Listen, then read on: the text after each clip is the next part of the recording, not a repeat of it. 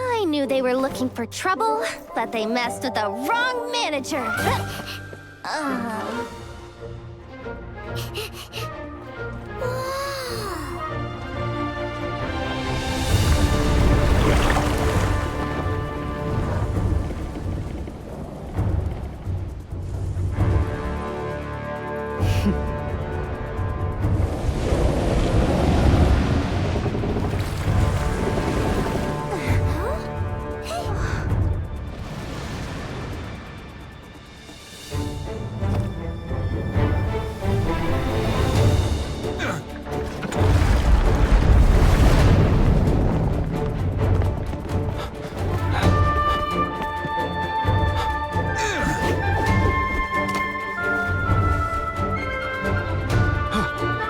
Captain, we're in position!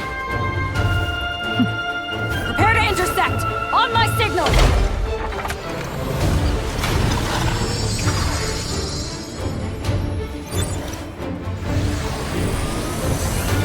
Fire!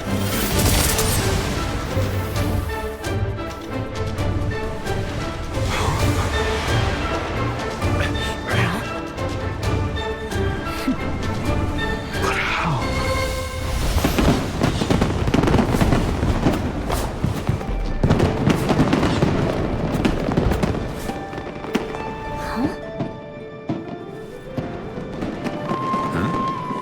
Fireworks show? Oh.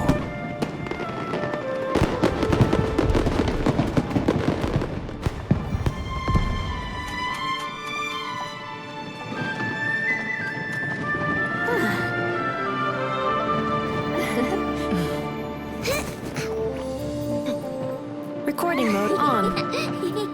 Has this always been part of the show?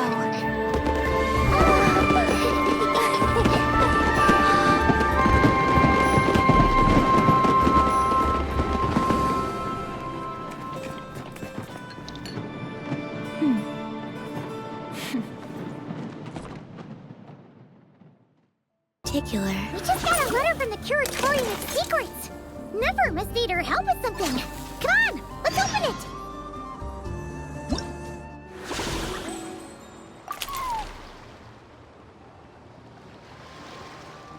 So, it is from Nefer!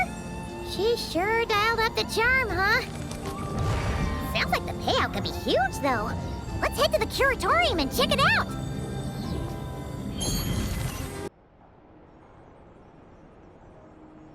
Hello?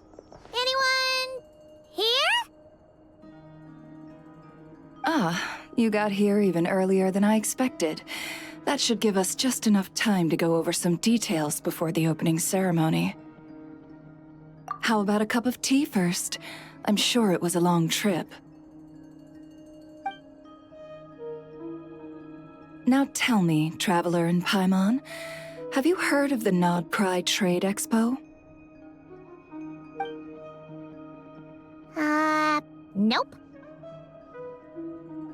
A long time ago, back before Nasha Town even had that name, this place was essentially one giant black market. With no administrative oversight, trade that was prohibited elsewhere was fair game here. So this place began to attract business from all over Teyvat. Over time, more and more people settled here, and what was once a black market became what is now Nasha Town. The spirit of free trade has been a local staple ever since. Hence, the Nodcry Trade Expo was born. So, is it like a business convention? In a sense. It's an annual tradition once the shipping routes open up. The expo offers a chance to trade without restrictions. In other words, it's the biggest legal black market in all of Tevat. Yes, the Voynich Guild is organizing the event, and that comes with a lot of responsibilities. Normally, I would let Yehoda handle most of the work, but this year, it might prove too much for her to manage on her own. Something tells me we'll have a lot of big names in attendance this time. Working with VIP clients takes someone with the right experience and connections. Hence why I think Yehoda might need a helping hand. Oh, so that's where the Traveler comes in. Exactly. I was hoping you could help her with participant coordination. I don't know if I'd put it quite like that. I'm just interested in playing to people's strengths. In addition, I think you'll find the compensation to be quite to your satisfaction. So, are you in? Good instincts. I do have one special request, as the one offering this commission. In principle, the Nodcry Trade Expo is a platform for commerce with no restrictions. That said, the Guild does have one line that is not to be crossed. I'll need you to help make sure all participants are clear on this unspoken rule. As long as everyone complies, the expo should go off without a hitch. No violence at the expo. The Guild has pledged to ensure the safety of all sellers and buyers in attendance. Violence? Whoa! That wasn't even on Paimon's radar! Just because it's legal doesn't change the fact that this is still a black market, huh? If that line is crossed, the event will descend into chaos. Of course, mediating such situations might prove complicated. So if you ever want my judgment on the matter, just come find me. The expo is being held on the shoreline to the southeast of Nasha Town. Yehoda is working on setting up the booths as we speak. She'll be able to provide details on the participants as well. All right, I suppose I'll leave you to it then. Yep, we got this!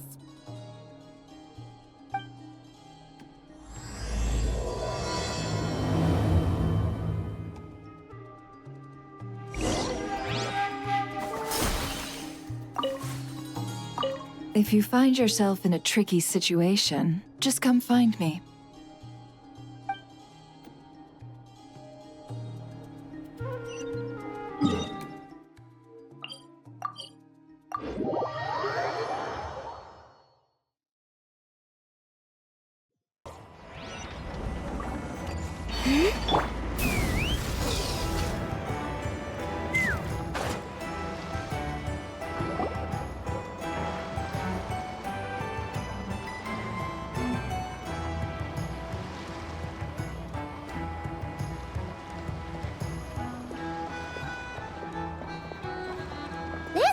Nefer said the expo should be.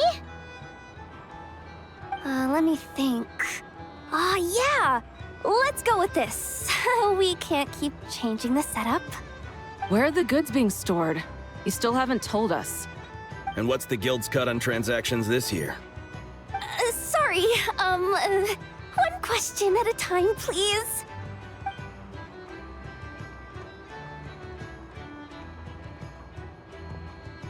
Oh, I should have just stuck to cat wrangling. Hey, Yehoda! Traveler! Paimon! Sorry. I've got kind of a line here. Don't worry. We're not here to pile more work on you. Really? Boss Neff, you absolute lifesaver! I'm seriously drowning over here. Oh, you two are doing me a huge favor. Never asked us to handle participant coordination. So, how can we help? Let me think. Oh, right. There are still 3 participants that haven't checked in. At least I think it was 3. Ugh, come on, Yehoda. Get a grip. I'm not forgetting anything. Am I? Looks like Yehoda's doing her freaking out face again. Sorry. There's just so much to keep track of. Let's start with the basics then. What does participant coordination involve? Exactly. It's things like registering all the participants, verifying their goods, showing them to their booths. Oh, and if any disputes break out between them, it's your job to mediate.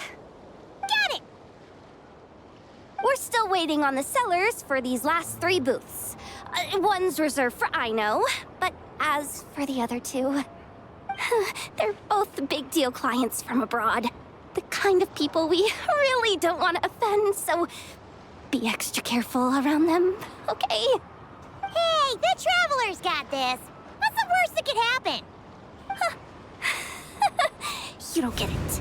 One of them's the captain of some mercenary fleet sailing the high seas, and the other's a top dog in the criminal underworld. Getting on their bad sides, 100% a no-go. If something goes wrong, let's hope that's a big if, don't engage. Just tell him you work for Boss Neff. Alright. You have a bunch of work still, right? Leave the Merc Captain and Gangster Boss to us. Oh, lifesavers, the both of you. Not cry hot dogs are on me later, I promise. And whatever else you want. Anyway, I'm guessing the 2 sellers I just mentioned are caught up with lodging or cargo. You should be able to find them at these addresses. I'd get over there pronto if I were you. People like that don't take well to be kept waiting. Oh, and tell Ino to bust a move, would you? The booth I'm saving for her is in a prime location. If she doesn't come claim it, the other participants are gonna start asking questions.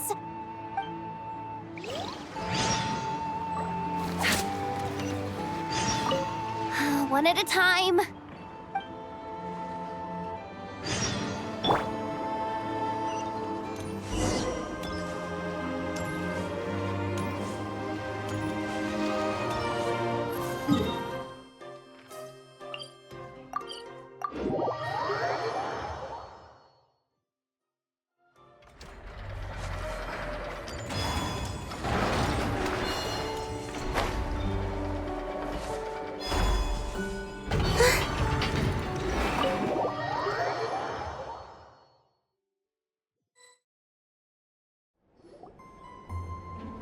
Hey, you 2! Traveler, Paimon, hello. We're helping out Nefer with some expo stuff, and we heard the Krumkake craft shop is taking part.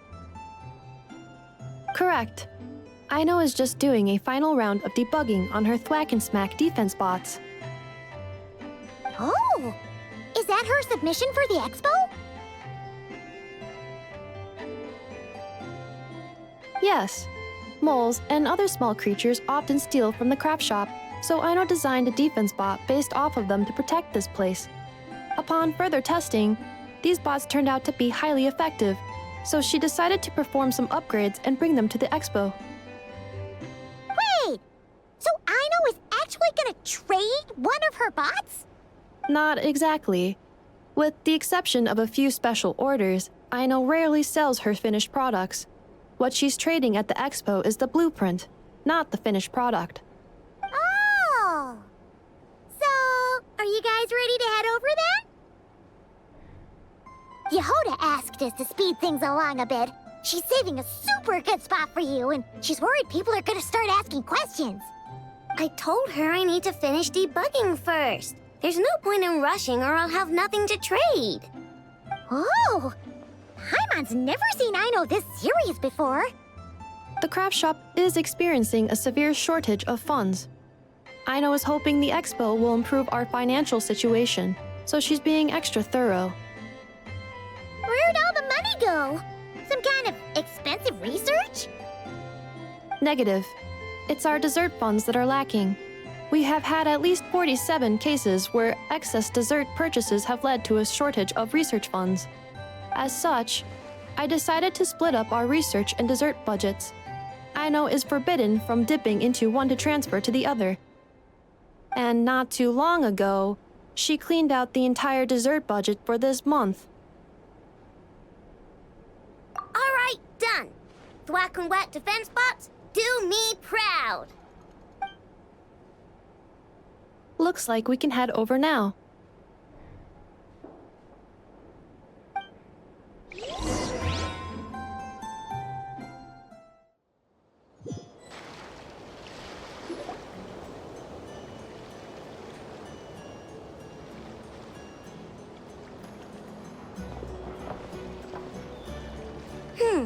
This looks like a good spot for the demo platform. This new bot looks pretty interesting, I know.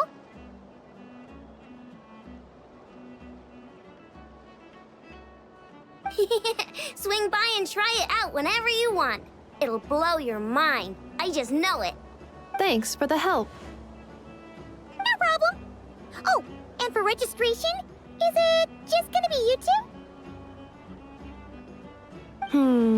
I will be participating, but there is no need to register, I know. She doesn't like to be around a lot of people. Once the expo starts, she'll head straight back to the craft shop. Oh, good point.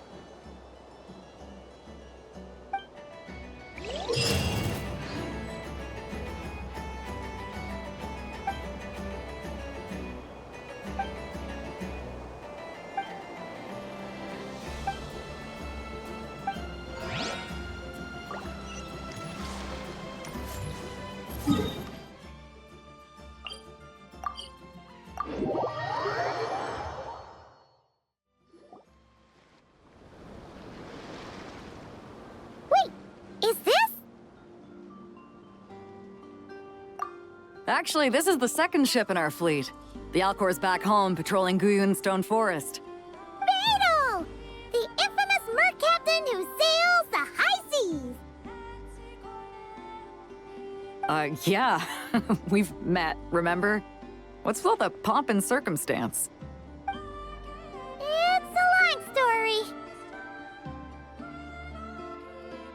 Well, no sense standing around. Take a seat, tell me all about it. I'll have my men roll out the welcome mat.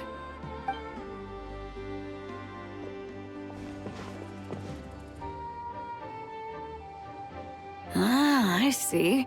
So you know the head honcho of the curatorium, huh? Your network of connections is something else, that's for sure. Right. We need a record of who's participating in the expo and what you're planning to trade. Well, mark down me and a few crew members as participants. The rest will stay on the ship. As for what we're trading, take a look.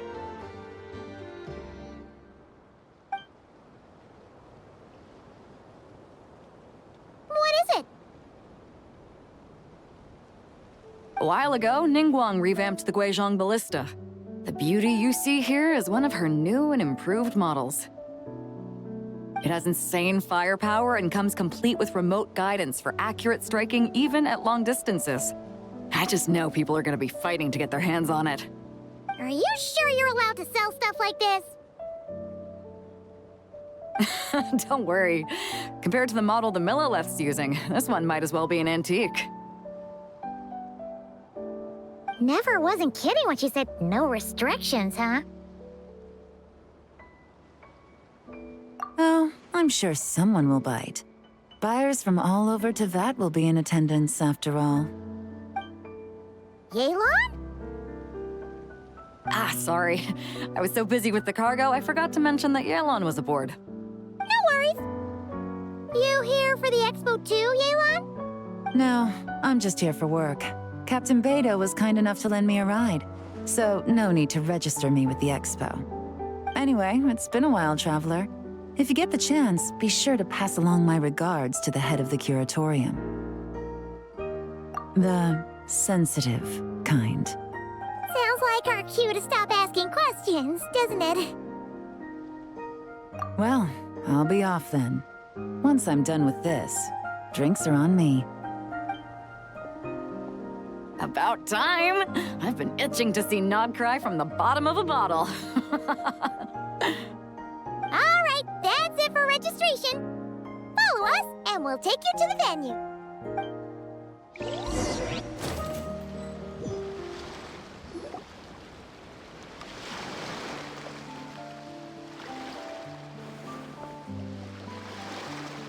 So, this is the place, huh? Not a bad spot. When you've got some time, come help me test the remote guidance on this thing. It's a real thrill, you'll love it.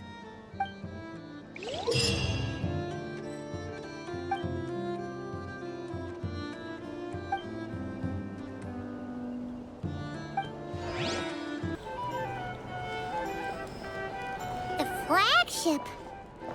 Guess this participant decided to figure out lodging first. Partner, Paimon. Navia! It's been forever! You got that right. Representing the Spina di Rosula, of course. Top dog of the criminal underworld. Yeah, that checks out. Is that my new nickname? I'm not opposed. It's kind of snazzy. It's great that we found you. We're working a commission to help with participant registration right now. You know, goods verification, stuff like that. Oh, I see. Well, in that case, take a seat. I ordered a whole bunch of food. Clarand and Chevreuse went to unpack some things, but should be back in a sec. Oh, speak of the devil. Talking about us? Clarand! Chevreuse! You're here too! Nodcry is a chaotic and dangerous place. Considering the Spina's importance to Fontaine, the last thing we need is for something to happen to its president. I do find it nice to travel with friends, but come on, look who you're talking to. What's the worst that could happen? With that nonchalant attitude, it's anybody's guess. Fair enough. Guess you can mark down our champion duelist here as my bodyguard. Gang boss and her bodyguard. Got it. Should we mark you down for the expo too, Chevreuse? No need. I'm here on official business. A lot of our recent cases have had ties to Nodcry. And that's Paimon's cue to butt out. Oh, one more thing. What's the Spina planning to trade at the expo? Oh, this right here. It's one of the Fontaine Research Institute's newest inventions. It's a kind of relay system that allows the user to unleash Pneuma and Usia energy in battle. So it's a weapon? Of course. At a market with no legal oversight like this one, weapons are gonna be the first to go. Guess so. Still, bragging about not having to follow the law in front of Chevreuse feels wrong. I don't mind. I've read quite a bit about lawless territories and crime novels before. As a detective, I know that I'll need to put the rules aside for now if I want to get things done here. And on that note, I should get to work. I've got patrol members waiting on me. Well, ready to head over to the venue? Just follow us! All right, let's get this show on the road. I want to get a bit of shopping in as well.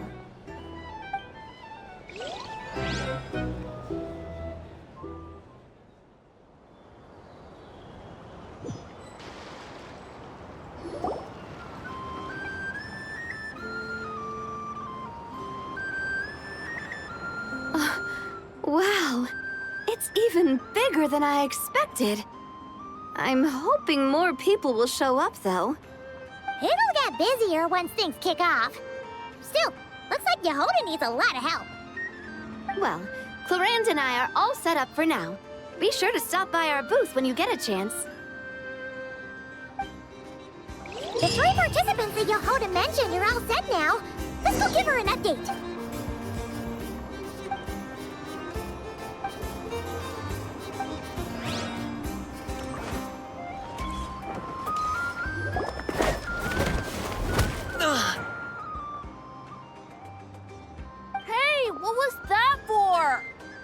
Just shut up and move along.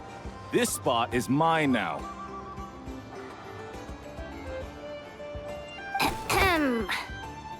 It's the lady in charge. We were just setting up our booth and he's trying to take it from us. A troublemaker, huh?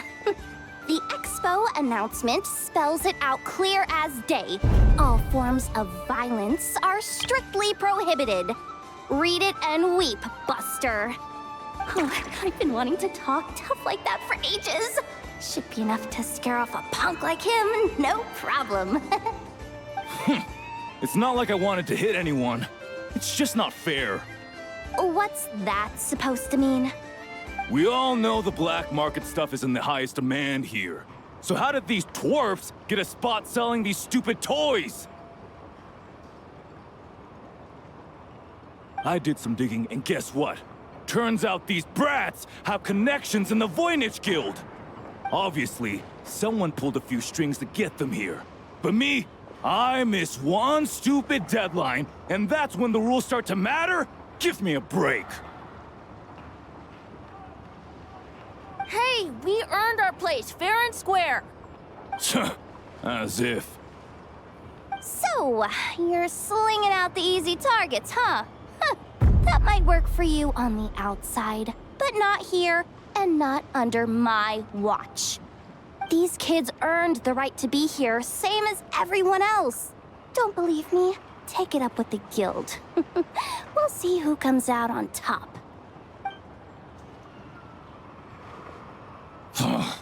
Just you wait. Who the heck was that? Just some punk looking for a fight. But I scared him off without even lifting a finger. I'm still shaking. That was close. Almost had to pull the Nefer card. Well, he's lucky he decided to run off, or we'd have helped teach him a lesson. Thanks a million, miss. All in a day's work. Anyway, knew I remembered you guys. Your guardian works for the guild, right? Was it again? Auntie, are you all right? I'm fine. Just got a little scrape when he pushed me. I got caught up with something. I should have been here. I'm sorry. All right, Ashvapati, the one man in the guild who wouldn't know profit if it hit him in the face. You get a spot in the most lucrative market in the world, and you're letting the kids use it to sell toys. And no one else would even entertain that idea. Well, the purpose of the expo is free trade, right? There's no rule that participants have to sell weapons. No, but most people know what's gonna make real dough. Unlike a certain someone. Ati, Neb, Rhea, head back to the booth. If anything else comes up, you call for me, okay? Don't be reckless. Okay, got it. Yeah. You two know your stuff. Wait, what? Then why not make them look the part? They'll sell tons better that way. If you were to leave your kids a gift, would you choose a toy or a weapon? Well... In any case, I'm not looking to make it big. I applied for the expo because the kids thought it would be fun. All I care about is them having a good time. Fair enough. You're still gonna be busy with guild business though, right? Just a heads up. This might not be the safest place to leave the kids unattended. I understand. A lot of children suffer because their parents are too consumed with work. It's unavoidable sometimes. But I want them to have better. You know what? Don't even sweat it. I'll look out for them. What the heck are you doing, Yehoda? Really? That would be amazing. What do you say to Miss Yehoda, you three? Thank you, Miss Yehoda. My pleasure. Just have them come find me if anything comes up. Got it. I should get going then. Wow! Way to step up, Yehoda! I'm just looking out for some kids. How hard could it be? Then again, I bet I'll be swamped with disputes to settle once this thing gets rolling for real. Relax! We'll help you out! Oh, also, we registered the last 3 participants. So, the expo can start now, right? Wow, already? In that case, let me go get things ready for the grand opening. Talk to you later.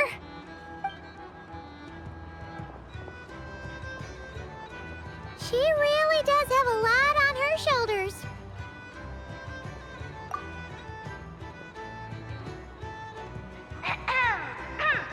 Attention, everyone!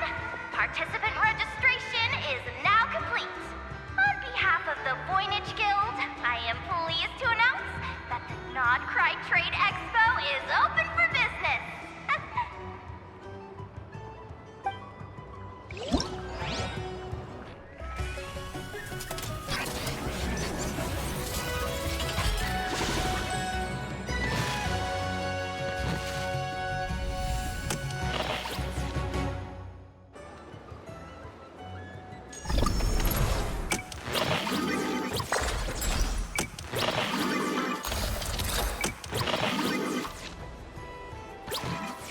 Whoa! There are so many people here now that the expo's officially underway. Should we take a look around? Or maybe check in on our friends first?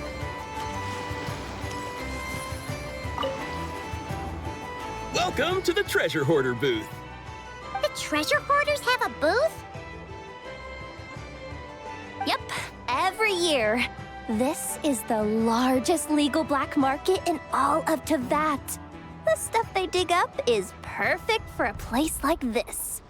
But can one person really represent their entire organization? No way. Treasure Hoarder is just a catch-all title. Their internal structure is crazy complicated. The thing is, the members who'd apply to set up the exhibits used to give themselves ever more highfalutin titles. You know, to boost Spire confidence. Over time, it became an unwritten rule that each expo can only have one treasure hoarder booth. The different factions usually duke it out beforehand for the right to take part. To be honest, I see myself as a member of the Fruity Order first, and a treasure hoarder second. What? Have you been living under a rock? Ugh, never mind. You'll hear all about our heroic deeds soon enough. The Fruity Order's a familiar name around here, at least. They've been winning the Treasure Hoarder Expo rights for a few years now. Although, this guy's a new face.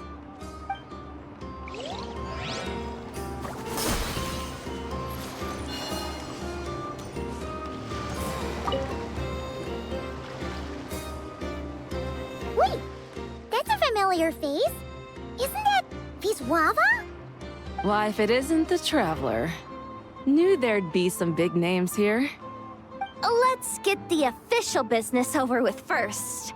Unfortunately, you're the first seller at the expo to receive a complaint.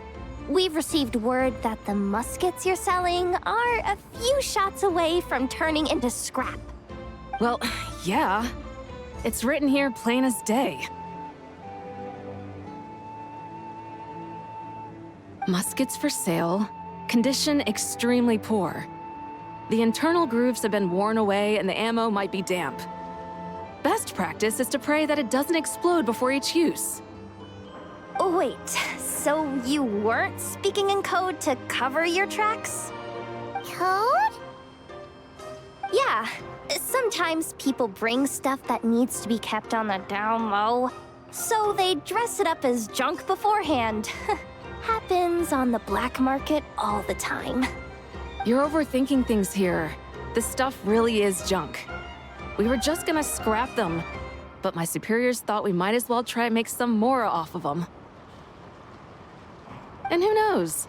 If the prayers are answered and the gun ends up firing a few times, the buyer hasn't totally wasted their money, have they? Guess not.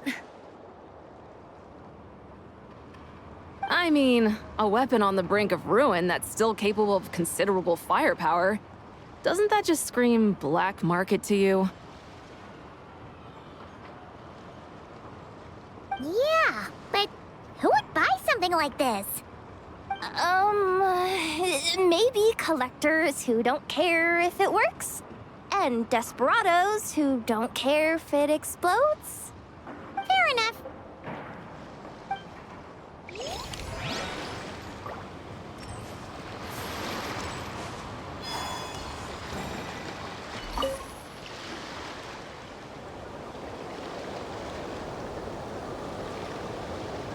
Hey, look!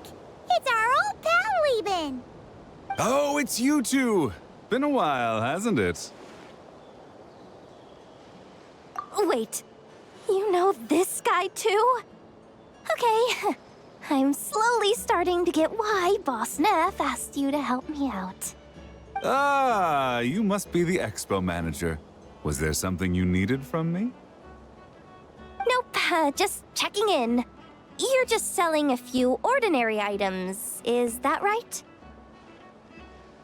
Mm-hmm, that's right. Okay. I mean, we've got people selling toys this year, so why not? You seem confused. In the right environment, ordinary items don't have to fetch an ordinary price, you know? I'm sure I'll meet someone at this trade expo who recognizes their hidden value. Cool. Well, you do you. I'm certainly not gonna stop you. What about you, friend? Care to do some business?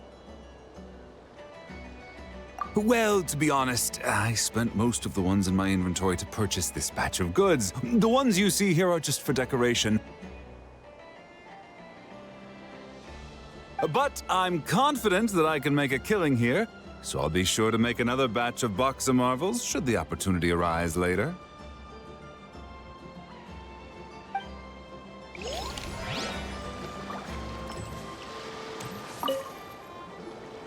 Sir, we don't forbid exhibitors from offering drink samples, but I need to make sure you understand what you're getting into. Any samples you offer are at your own risk. If anything goes wrong, like if a customer has a bad reaction to one of your products, the expo can't take any responsibility. Rest assured, ma'am, what you see here is 100% pure Mondstadt vintage. Straight from the Dawn Winery's cellars, actually. Really? Wow-wee! You don't often find Mondstadt wine this far away from home. Ah, you're telling me. If you try to ship this stuff through the proper channels, all the taxes and tariffs would send the prices skyrocketing. But that's where my connections come in. With me, you get Mondstadt wine at Mondstadt prices. Cool! What kind of connections? Hey! You can't go around asking people questions like that!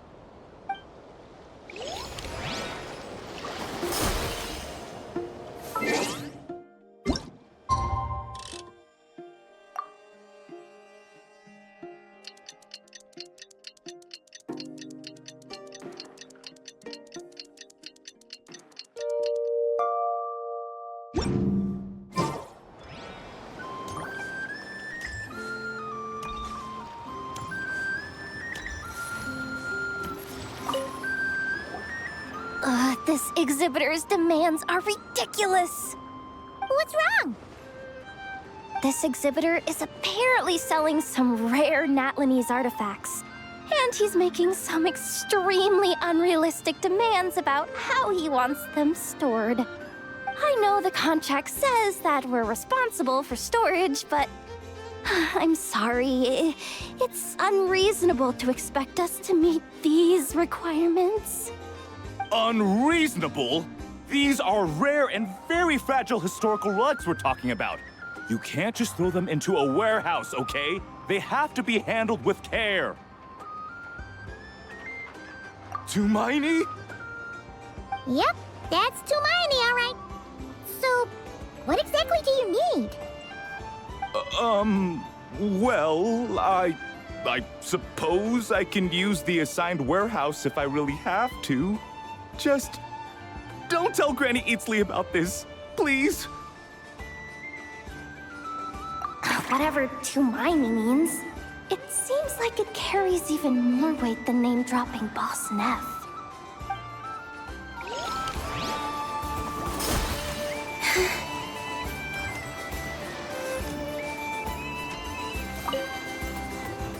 Have you been to the Clink Clank Krumkake Craft Shop's booth yet? They're selling blueprints for a machine.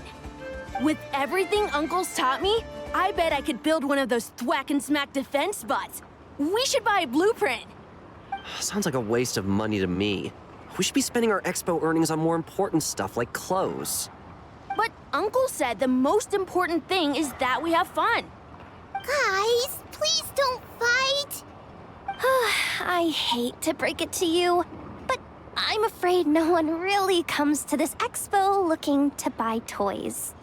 If you make any more here, it won't be nearly enough to buy yourselves a blueprint. I doubt it'll even cover your new clothes. Oh, hi, Yehoda. Hi, Traveler. I came here to make sure you kids stay safe, so listen carefully. If you want to look around the expo, that's fine, but you need to be extremely careful when talking to any strangers, okay? A lot of crazy people show up to this expo, both sellers and buyers. You don't know what they might be capable of. So if anything happens, don't try to deal with it yourselves. Call for me right away. You got that? Yehoda's really serious about looking out for these kids. Well, it's kinda my job. I'm supposed to be the one in charge. Oh, just take a look around. This booth is the only one being run by a bunch of kids. If there's anyone out there aiming to cause trouble, you can bet they'll start with the weakest target.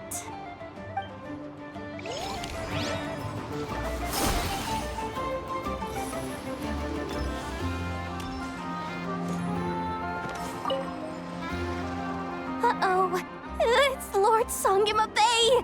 Oh, I wonder what we're in for this time. Well, hello. Is that the Traveler and our dearest Miss Expo Manager Yehoda? You're in luck. I'm offering a whole host of Expo exclusive discounts. Don't miss out. Paimon's not remotely surprised to see Dory here. This event's practically made for her. Yeah, she attends religiously every year. And she's always the seller who we get the highest number of complaints about. Complaints? Every single mora I make from this expo is 100% legitimate. I've never broken the rules, and my prices are entirely fair. If people regret their purchases and want to grumble about it behind my back, that's not my problem. Paimon can hazard a guess as to why people might be complaining. I know. And every dispute ends in your favor after you've peppered the buyer with 1,000,001 reasons why you're not in the wrong. It's just, could you maybe not find a way to send every single one of your customers complaining to me this time? I'm begging you, Lord Songema Bay, for me, please. How about this? A special opening sale just for Miss Yehoda. 50% off! In other words, I'll do my very best to keep the number of complaints down to no more than half of my customers. Sound good? Jeez, what a bargain. Works for me, I guess.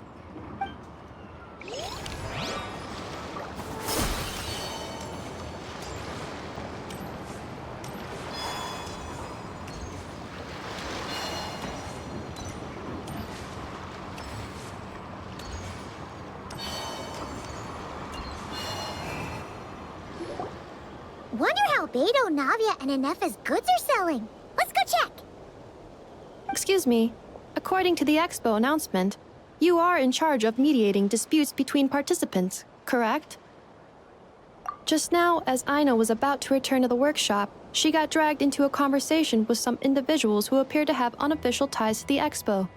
My database does not have relevant information on how to address the situation, so I came to you for help. Unofficial ties, huh? Sounds a little shady. Come with me.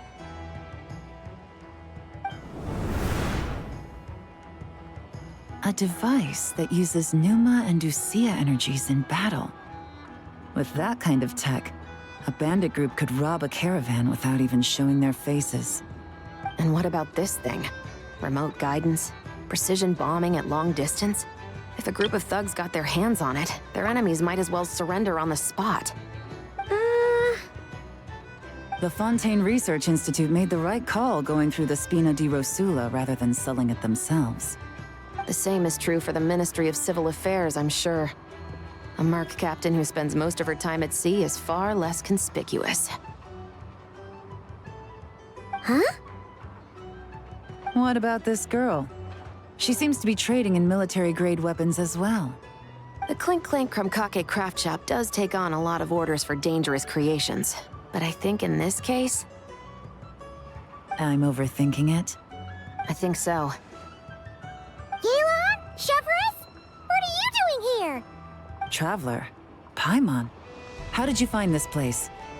Although this location is indeed rather secluded, Aino has equipped me with a special sensor module. With it, I was able to detect that you had pulled her aside for questioning. The rumors are true then. She's quite the little engineer. Can you tell me what this is about already? Apologies, but it's a matter of utmost importance, so I had to be sure. After our conversation, however, I can confirm that Aino is not involved in this case. Traveler, could you help us clear up this misunderstanding? Understood.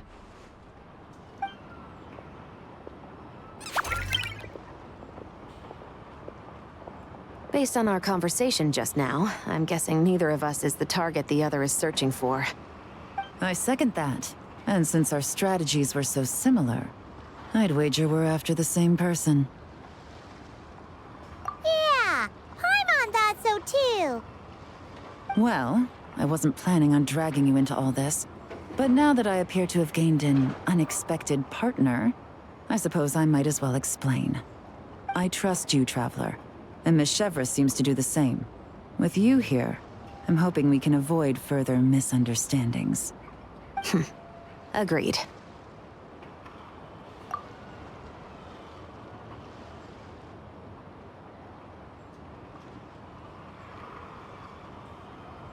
Miss Chevrolet and I seem to be here in Nodcry to reel in the same fish.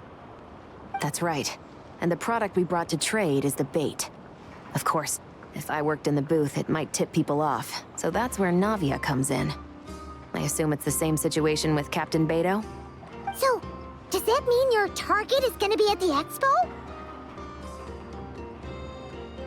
Yes, there's a good chance it's one of the buyers. But, what about Nefer's golden rule? What? No. I've done some digging into the head of the curatorium and where she stands. We can't let her know what we're doing. Well... I wouldn't be surprised if she got the Traveler involved because she anticipated this from the start. If the Traveler has someone to answer to, then we should go. Fine.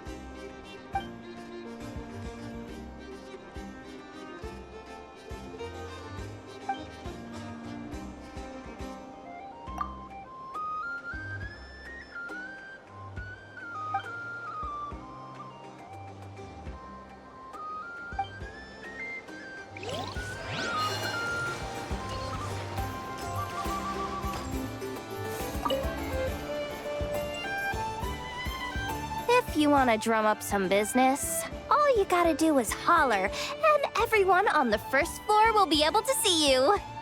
Also, you have to come this way to get to the second floor, which pretty much guarantees that everyone attending the expo will notice you guys at some point. Not bad, huh? Thanks to the spot I saved you, you guys will be drowning in business before you know it. Your point being? Cross-referencing Yehoda's current facial expression against database. Confirmed. Analysis suggests that Yehoda hopes we will return the favor. You bet I do. At least Robo-Girl gets it. Okay, how do we do that? Generating proposal. Complete. Yehoda, the next time you visit the workshop, I will reserve the seat closest to the hallway for you. Huh? This seat provides priority access to any dessert items delivered from the kitchen. It is also free from window glare and sits at optimal proximity to the teapot. By reserving this premium spot for you, I can guarantee you a most enjoyable dessert sampling experience. Is this your idea of a fair trade? Are you kidding me? That spot's usually reserved for me. I'd never let you take it if I didn't have my dessert budget to consider. What's going on? Yehoda looks upset. All right, I'll level with you. Since I saved you such a great spot for your booth and all, could you possibly lend me some technical support? Please? Technical support? This year's expo is way bigger than ever before, which means there's definitely gonna be more shenanigans going down too. I know, surely you have some kind of contraption that can, like, scare everyone at the expo into compliance or something. As the manager, I need something I can fall back on in case the you-know-what hits the fan. Let me think. If things escalated that far, shouldn't you just report it to Nefer instead of trying to deal with it yourself? Well, yes, technically speaking.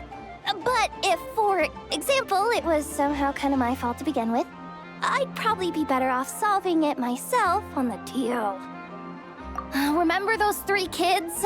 Well, that punk who was harassing them wasn't just some random nobody. He was just the one that got picked to stir things up. There's a whole bunch of people here who aren't happy with the booth situation. Now, obviously, they don't have the guts to pick a fight with the Voynich Guild directly, but apparently, they at least have the guts to harass 3 kids outside the confines of the expo. The problem is, I'm not really supposed to get involved with anything that isn't strictly to do with the expo, so the whole thing would kind of be hard to explain to Neff. Not that I regret what I did, but jeez, Yehoda, you sure know how to make life harder for yourself. Okay, yeah. Sounds like we need to be smart about this. Fine. Just this once, I guess I can lend you the Clink Clank Crisis Control Switch. Agreed. This option meets Yehoda's requirement for an expo-wide intimidation strategy. A Clink Clank Crisis Control Switch. What's that? This little guy right here.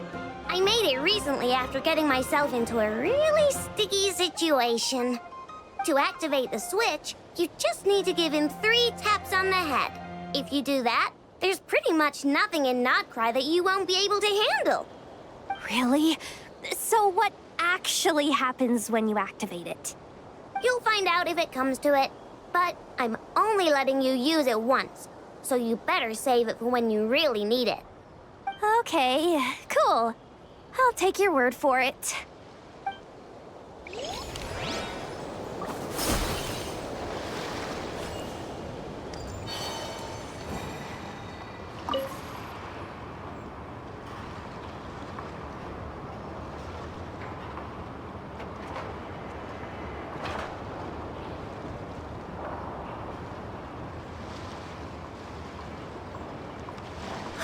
It's her! The boss of the Spina di Rosula! Huh? Uh-oh. Things are about to kick off. What are you worried about, Yehoda? Shh! Don't you see him over there? Parasol Lady's the head honcho of the Fontanian underworld. Rumor is she pulled the crumbling organization back together and avenged her father with her own hands.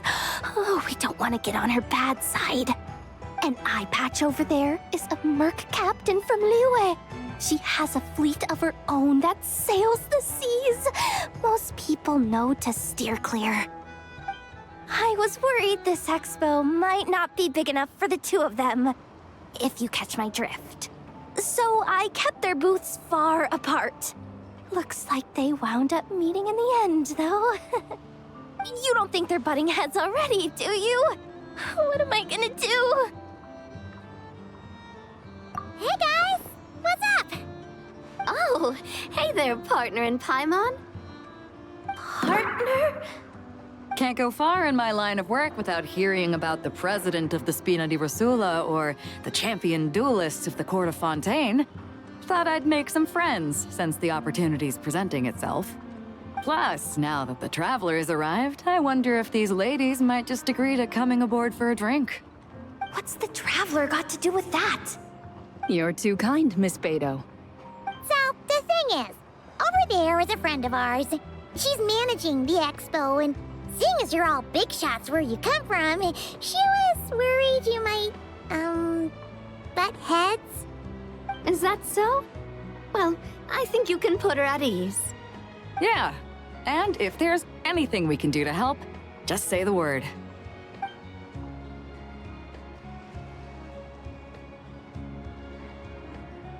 Well, there you have it. Nothing to worry about.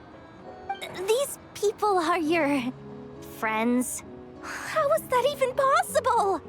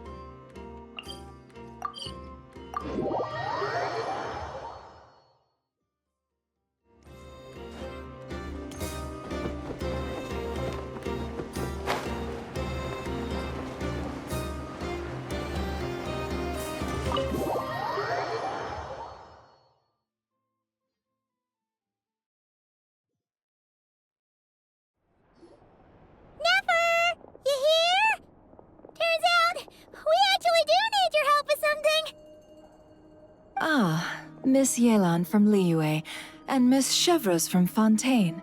It's quite the honor. Forgive me for not greeting you sooner. So you knew we were coming all along? Anticipating your arrival is one thing. Getting you to come talk to me is another. And that's why you put the Traveler in charge of participant coordination. You knew we trusted her enough to tell her the truth about our plans. And you also knew that, out of respect for your arrangement, the first thing she would do is bring us here. How else could I have gotten us all to the negotiating table? Forgive me for not cluing you in, Traveler. I had a feeling things could get complicated, so caution was vital. Rest assured, you will still be compensated as promised. So, can someone explain what's going on here? Yes. Might as well get it out in the open, ladies. You two were going to exchange intel sooner or later, correct? No better time than the present. Recently, the bandits at our border have become more aggressive. We don't know how, but they seem to have gotten their hands on some kind of weapon, which has made them a lot more dangerous. The caravan transports have been helpless against their attacks. We're facing a similar situation in Fontaine. Conflicts between gangs have been escalating, with civilians getting caught in the crossfire. Our investigation indicates that someone has been supplying the gangs with some unusually powerful weaponry. Even with the Spina's help, we've been struggling to curb the fighting. In which case, I think we can confirm that we're facing arms dealers operating on an international scale. Yes, and their cover has been ironclad. There hasn't been so much as a trace leading back to them, until their most recent operation. Let me guess. Someone leaked where the weapons are coming from. And it pointed right to the Nodcry Trade Expo. Exactly. I see. Well, weapons tend to be a hot commodity in a market with no restrictions. Say that the person you're searching for is in attendance. Does that mean you're prepared to ruin the expo to nab them? I won't lie to you. Catching this person is my top priority. How about this? In the spirit of being a good host, you give us a bit of leeway to do what's necessary. And in return, we won't do anything to undermine the expo. All deals made at the expo are protected, including those that would be illegal elsewhere. It's the entire purpose of an event like this. The Voynich Guild gets a cut from both the seller and the buyer, so we have a duty to uphold that principle. I can't just let a customer get scooped up by the authorities while everyone watches. You said this was a negotiation, but you don't seem prepared to compromise. Let's think about this. Maybe there's another way? Only deals made through the expo are protected, correct? Oh? Theoretically speaking, were any deals to take place outside of the expo's scope, I would have no right to interfere. Good. Then we can promise that the rules will be followed. I want insurance, then. To hold you to your word, the Traveler must be part of all operations related to the investigation. We have a deal. Then you have my thanks in advance. Looks like negotiations are a success! It's the best outcome I could have asked for. I appreciate the help, Traveler. In that case, do me one more favor, would you? When this is all over, I want to hear the real story behind everything that goes down.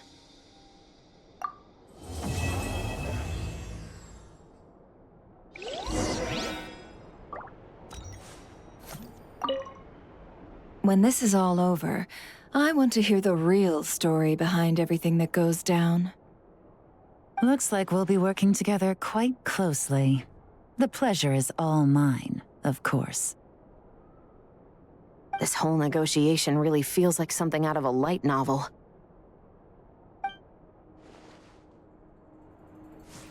Surge. A moonlit night for all.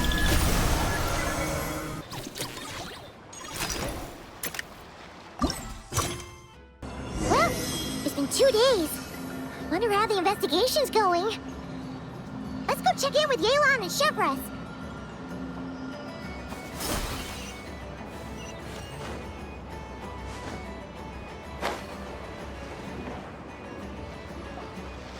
Wow! Can this launch blaster thing really shoot stuff from that far away? It does launch and blast things, but it's actually called a ballista. And yes, it can. But how does it stay on target? It uses a remote guidance system. But I'll let you in on a little secret. The upgraded version doesn't even need that. Can I give it a try? Oh, not a chance, kid. Can't have you hurting yourself. Believe me, this thing is even more powerful than it looks. Ask me again once you're older. Hey, Beto! What you up to? Oh, it's you two! I was just introducing our product to these discerning young customers. Paimon thought you were here for some, you know, fishing? Wait, are these three? What? No, of course not. The kids were just curious, that's all. I'm sorry. Are these three preventing you from doing business? Let me get them out of your hair. Come on, time to go. Oh, do we have to? Don't sweat it. They were just curious. I'm happy to tell them more about it. No, we've taken up enough of your time already. Neb, don't bother people when they're trying to work, okay? Okay. It was no bother, I swear. In fact, once the expo is over, come find me on my ship, and I'll let you see the ballista in action. How does that sound? How much would it cost? Not a single mora. Really? It's a promise then, miss. Your vessel. It's a battleship, isn't it? Are you sure you should be bringing children on board? Why not? Whenever we're docked back in Liyue to pick up supplies, I always let the kids around the harbor come aboard to play, and boy, do they love it. If a kid from Liyue can do it, why not a kid from Sumeru? A battleship may as well be a giant playground to them. Is that so? I've heard that people in Liyue also turn gunpowder into explosive firecrackers and give them to children as toys. Perhaps only the kids back in your home country are lucky enough to look at a giant battleship and see a playground. If you're worried about safety, I can... No, I suppose I'm just envious. That's all. I'll be sure to bring them over if we get the chance.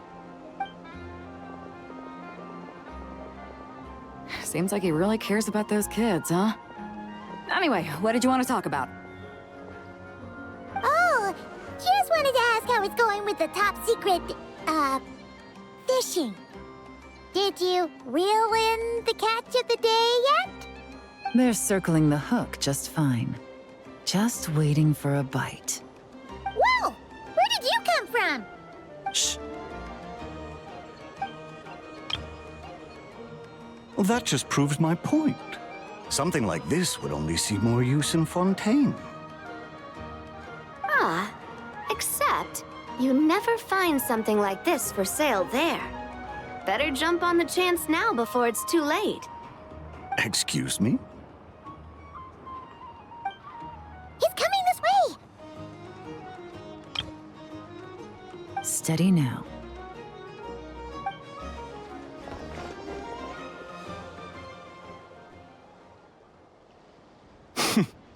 That's mighty expensive.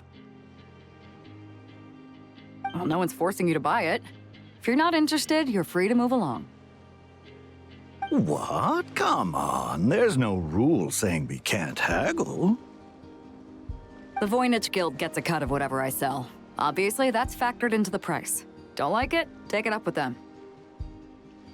Listen, I can tell this is something special. If you're willing to go a bit lower, I'm prepared to cut a huge deal. I know it's something special, so I plan on getting paid what it's worth. Perhaps there's a way we can both get what we want then. What are you implying? Well, Nod Cry's a big place. Surely this expo isn't the only place we can cut a deal. Oh? What would you say to working this out someplace else? Somewhere the guild can't get a cut? That means no guild protection either. What will I do if you run off without paying? Considering the giant sword you've got handy, if anyone's getting robbed, it'd be me, don't you think? Point is, we're both going out on a limb here. But the reward's worth the risk. Fine. Name a place. As a registered participant, though, I'm too close to the guild. If we don't want them catching on, I'll need to send a proxy. Smart thinking. Let's meet here, then.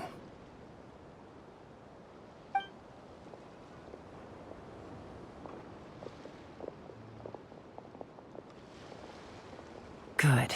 He took the bait. Let's go elsewhere to discuss our next move.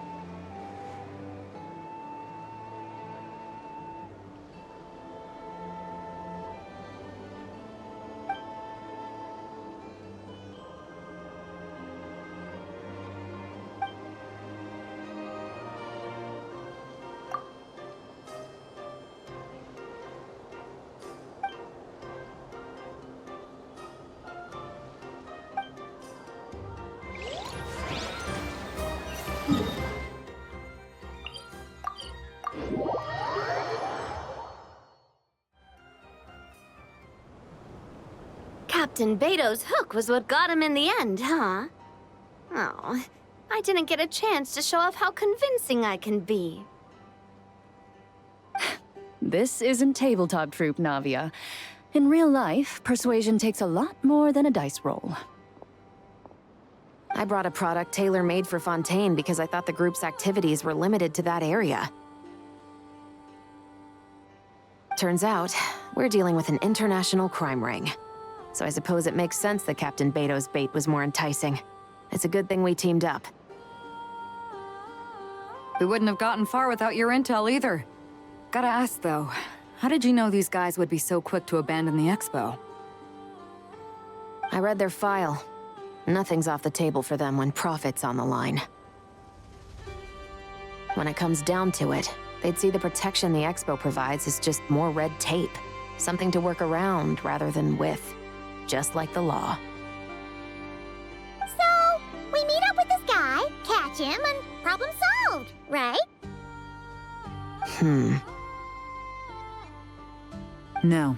The person we're meeting is just an underling sent to scout the situation. We're after the leader of the whole ring. And after observing the situation over the past 2 days, it's clear they have undercover agents waiting in the wings.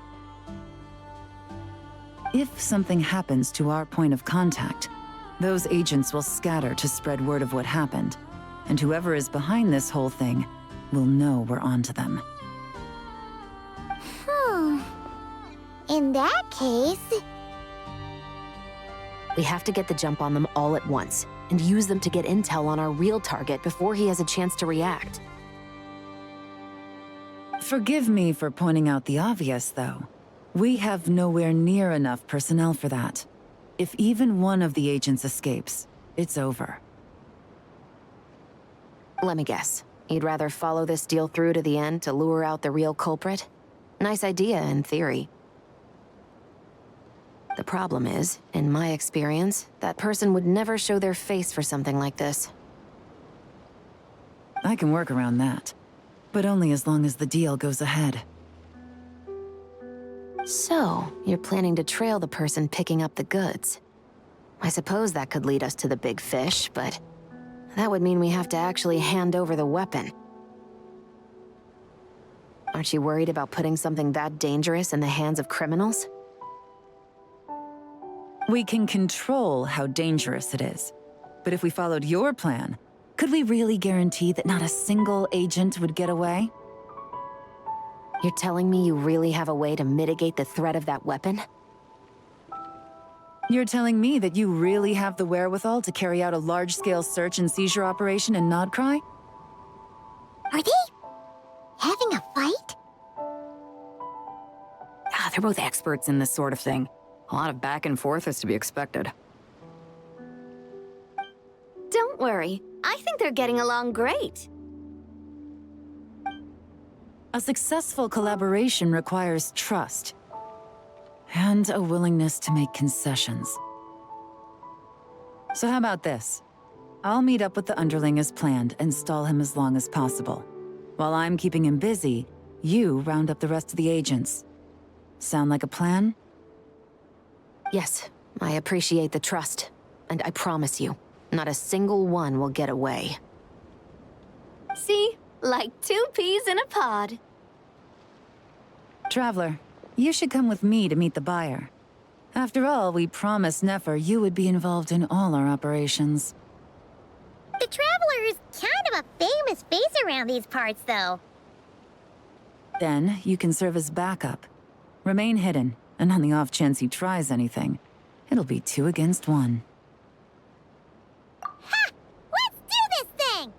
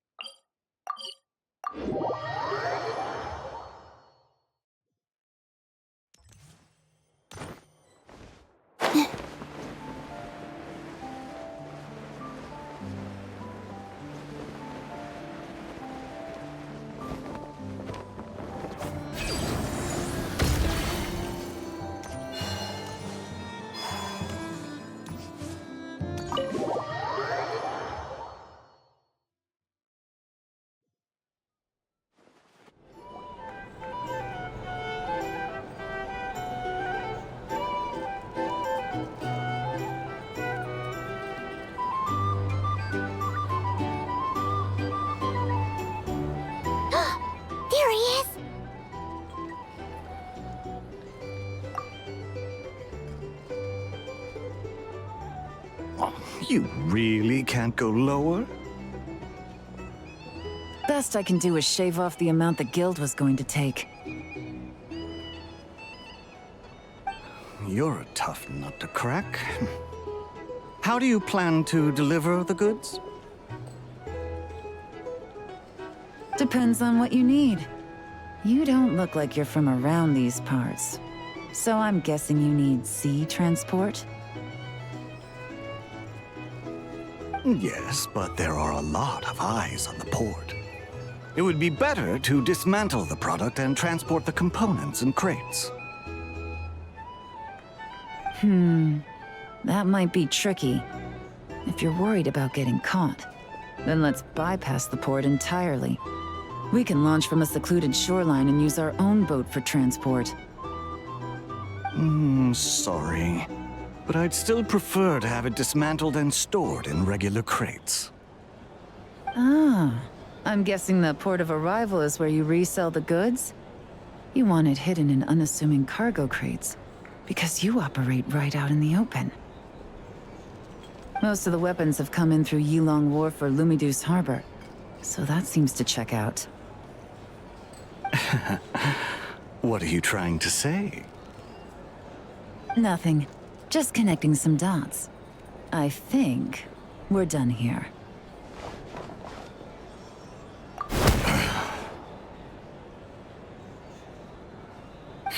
Take that!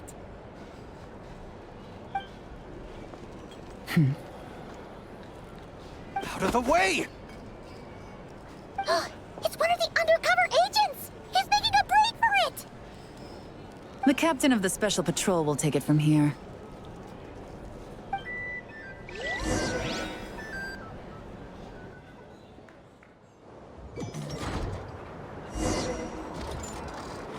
One just popped up. Looks like the one on the surface has been subdued. There are children around. I have to avoid bloodshed. Trying to escape? Allow me to show you the way!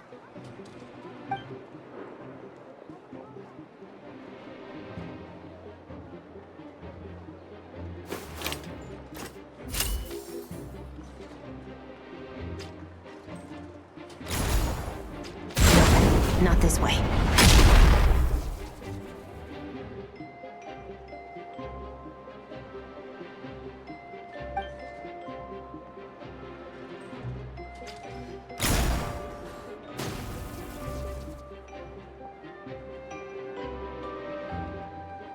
Had enough? Then turn around!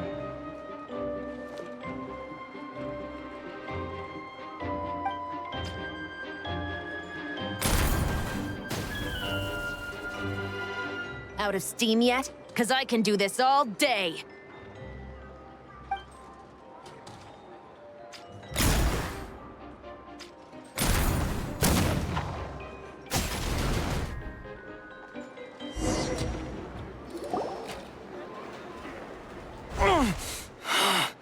My leg! Is still attached. And if you want to keep it that way, I suggest you stay right where you are. A special patrol uniform. You think bringing me in is enough? Do you even know how many of us there are? If even one gets a... 5 at the port, 10 on the outskirts of Nasha Town, 3 near the plaza. Factoring in you and the buyer, that makes 20. Save the best for last, right? How did you... Don't even think about it.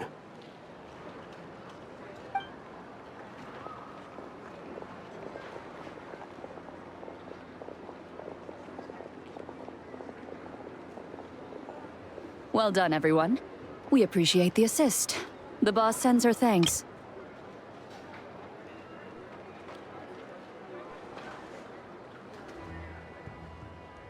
It was an honor.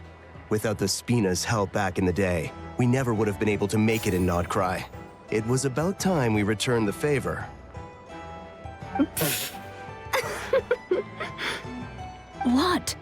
I needed to make you seem intimidating to get these local gangs on our side. We've been over this. Yeah, I know. but hearing you call me boss will never not be hilarious. Ugh.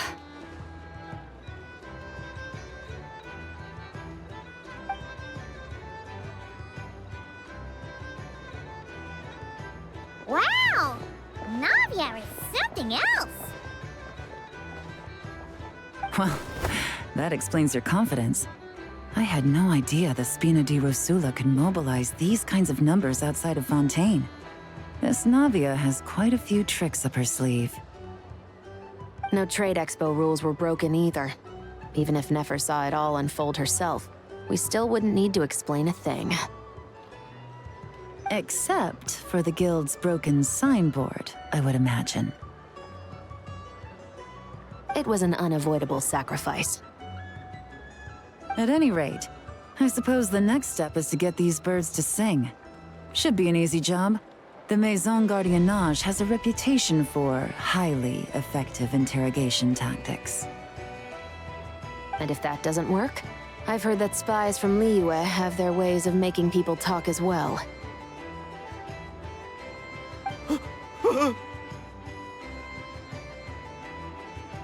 Yes, that means the operation was a success, right? So far. Once we get someone to reveal who the mastermind behind all this is, that's when the real work begins. I'm sure that person is in hiding somewhere far removed from the expo. But as far as our deal with the curatorium goes, I think that's a wrap. Shouldn't we update Nefer then? First, we need to figure out what we can learn from these agents. We'll be in touch once we have the information. Then we can head to the curatorium together.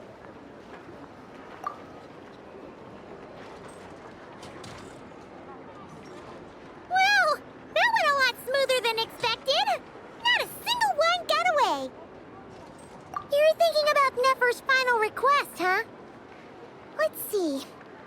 We have 2 expert detectives from separate nations teaming up to uncover an international crime ring. That's not a bad story. If you feel like it's missing something, maybe Yelan and Chevres will uncover something more interesting during their interrogation. Excuse me? Are you the Traveler? Yehuda needs you back at the expo venue as soon as possible. Oh no! Did something happen? I'm sorry, I don't know the details. All she said was that it's urgent. Now let's get a move on!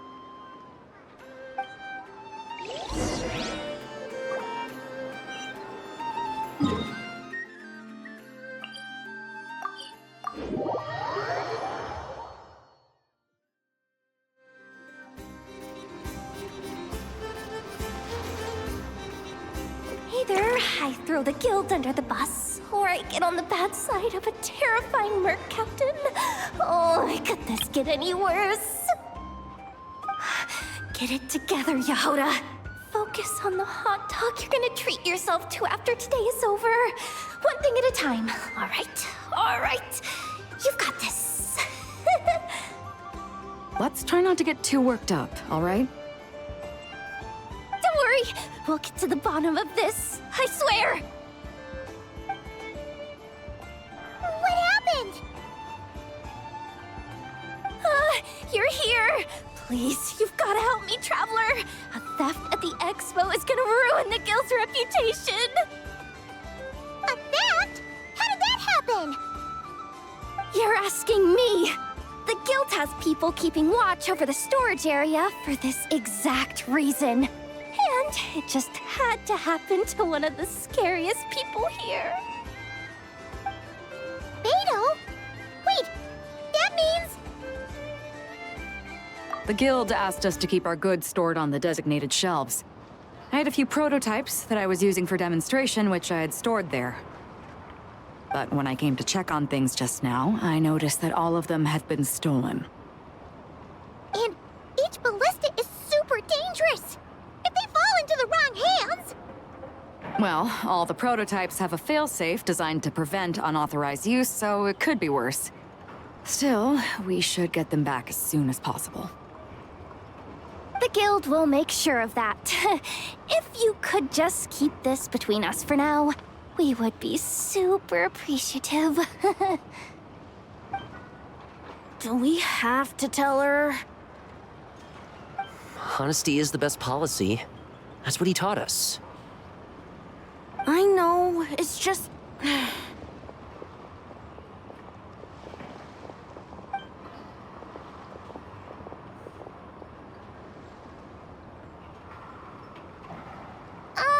Miss Yehuda. What are you three doing here? There's something you want to tell me, isn't there? Well, Nep's been obsessed with the ballistas ever since we got here. That's why Uncle Ashvapati told us to come see your booth. It seemed like he was interested in them too, because he even told us what parameters to ask about.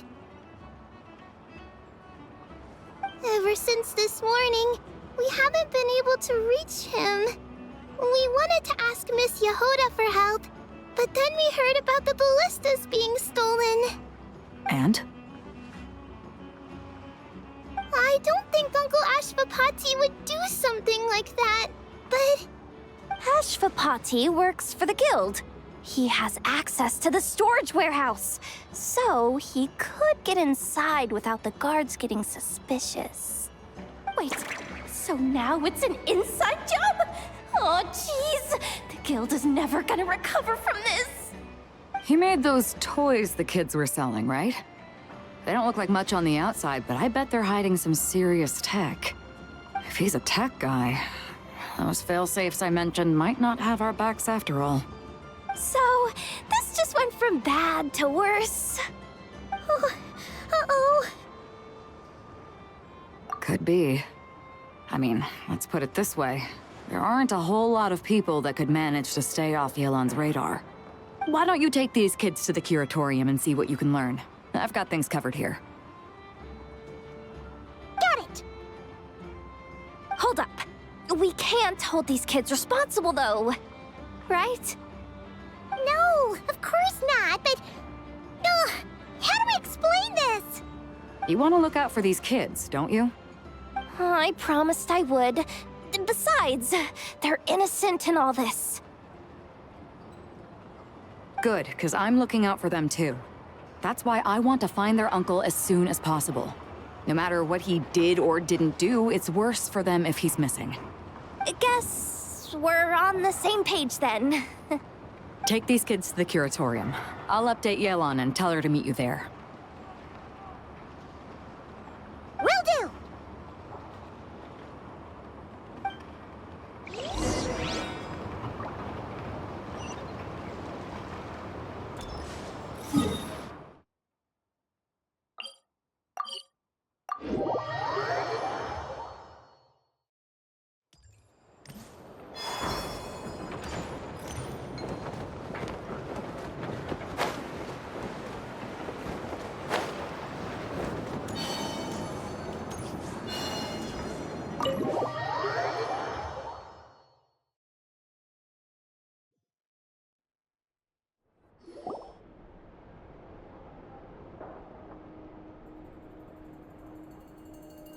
Well, this complicates things. Here I was hoping the trouble would start and end with you two. But no matter. This will all make for a very engaging story. I wouldn't be so flippant. This time, it's one of yours causing trouble. I'm starting to wonder if all those agents we captured were just a distraction, so the real culprit could make their move. It's all still up in the air right now. What can you three tell us about Ashvapati? Uncle Ashvapati isn't our real uncle, but he is our guardian. He adopted us when we were little. He told us we all came from the same band of Eremites in the desert, but apparently, we're the only ones left. We've been traveling from place to place with him for as long as I can remember. We got to Nocry not too long ago. Their eyes. What about them? I'm just reminded of something. About a decade ago, there was a band of eremites who, seemingly out of nowhere, gained technological capabilities far surpassing those of other groups. Leveraging that advantage, they built a number of highly advanced weapons and sold them to the highest bidder. The conflicts in the desert became even bloodier as a result. While the other groups were tearing each other to shreds, these newly minted arms traders stood by and reaped the spoils. But before long, their own weapons were turned against them. And as the flames of conflict engulfed the desert, the group met their end. None of the weapons survived, and so in the wake of that destruction, the status quo of the desert was restored. That's terrible. In the desert, it's kill or be killed. People will stop at nothing to gain the upper hand. If this happened in Fontaine or Liyue, I'm sure the perpetrators would have been prosecuted to the full extent of the law. But in the desert, no one bats an eye. From what they've told us, sounds like these kids are orphans from that particular band of eremites. Which means their guardian is likely one of the few survivors as well. Sounds like it. No! Uncle Ashwapati would never do something like that! No matter what happened back then, I know one thing for sure. Uncle Ashwapati hates weapons. Sure, he's good at building things, but all he does is make toys for us to play with. He can't be the kind of person you're making him out to be. Or... I'm sorry. All we can do is act upon the facts. So, what's our next move? From our interrogations, we've learned that in 2 days, the person behind all this has a meeting planned to collect the goods. If all goes well, we can head to the pickup point and ambush them. But if Ashwapati is part of this and the leader learns what happened, there's no chance he risks himself for his agents. So, that meeting might as well be moot. Then let's focus our efforts on Ashwapati for now. If we find him, he might just lead us to our culprit. If he stole the prototypes, there's bound to be a trail. I'm confident I can track him down. I just need some time. What can I do to help? I work best in the shadows.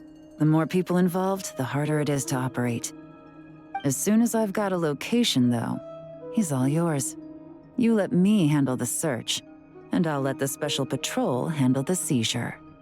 That does sound like the most feasible plan. I'll be waiting for the good news. Seizure? Hey, don't worry too much right now. The most important thing is that we find your uncle. The rest can wait. Okay.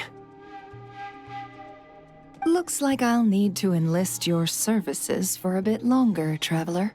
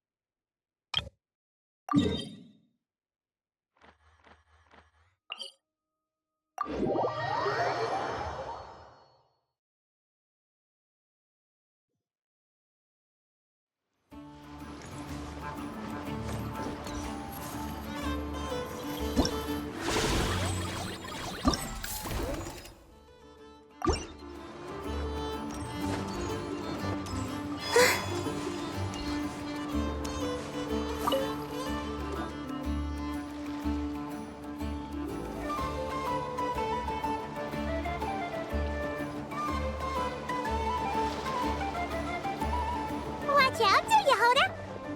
Just keeping an eye on things. Looking out for any problems that might need me to step in. Hey! You three!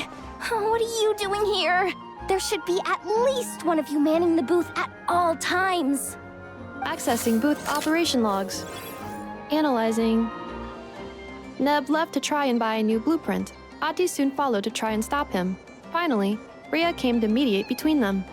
I keep telling you, we don't have that much Mora to spare! I just wanted to have a look. What's wrong with that? Guys, seriously, stop fighting! Here's the thing, Neb. Even if you could afford to buy a blueprint, I'm afraid I couldn't allow it. I know you like building stuff, but these designs aren't for toys like the kind you're used to. They're for weapons, which are very complicated to build and extremely dangerous. That's a load of baloney, dumpster diver. My designs are toys too, actually. Huh? You build a machine that can blast monsters into the sky, and in your mind, that's a toy?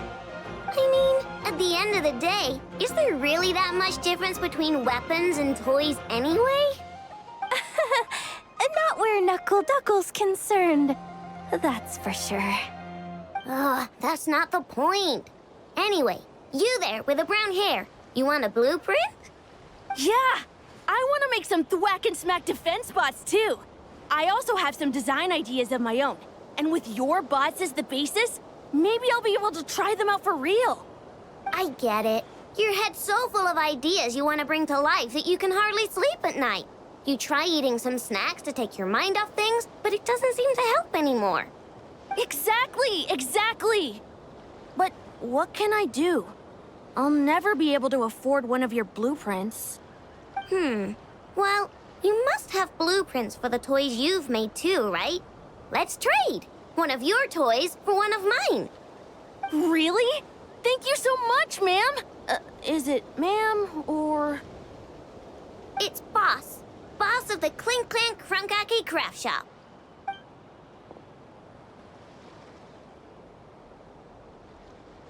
Thank you so much, boss of the Clink Clank Krumkake Craft Shop. Huh. That was very thoughtful. Who are you, and what have you done with Aino? What's that supposed to mean? I'm a boss, aren't I? A lot of people depend on me. Looking out for them is a big part of the job. Did that really just happen? For a moment there, Aino stopped being a little kid and acted like a full-on grown-up. A grown-up who's shorter than the kid she was looking out for, but still. Previous records indicate that Aino has a 94% chance of adopting such behaviors when encountering a child in a similar situation to herself.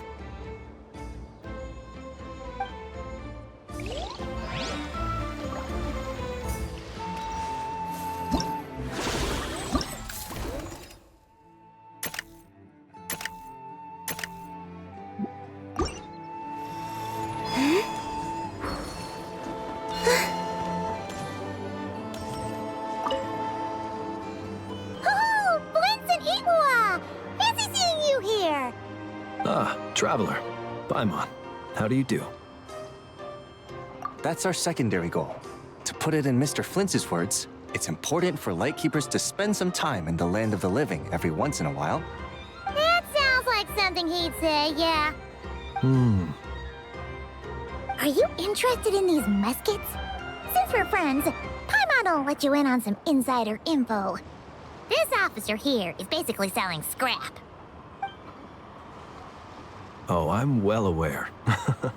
The sign makes that quite clear. True. I'm interested in this particular piece because it brings to mind a picture I once saw. It featured several Ratniki and a Fatui officer who fought alongside them. The weapon that the latter used was identical to this one. The Fatui teamed up with the Lightkeepers?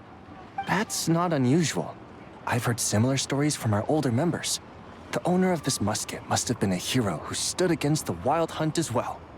But why would you sell a hero's firearm? That's just how the rules work on our end. Everyone agreed to it. Whether it's a no-name sergeant like me or a renowned hero. Our equipment is to be collected and redistributed once we're dust on the wind. The stuff that's usable is given to new recruits. And the scrap is sold for whatever price it can still fetch. That way, we can at least put it towards feeding the grunts, you know? Better than following them to the grave. Huh. I think I'm going to buy this musket, Mr. Flint. Could you tell me a few more stories about it when you get the chance? Of course.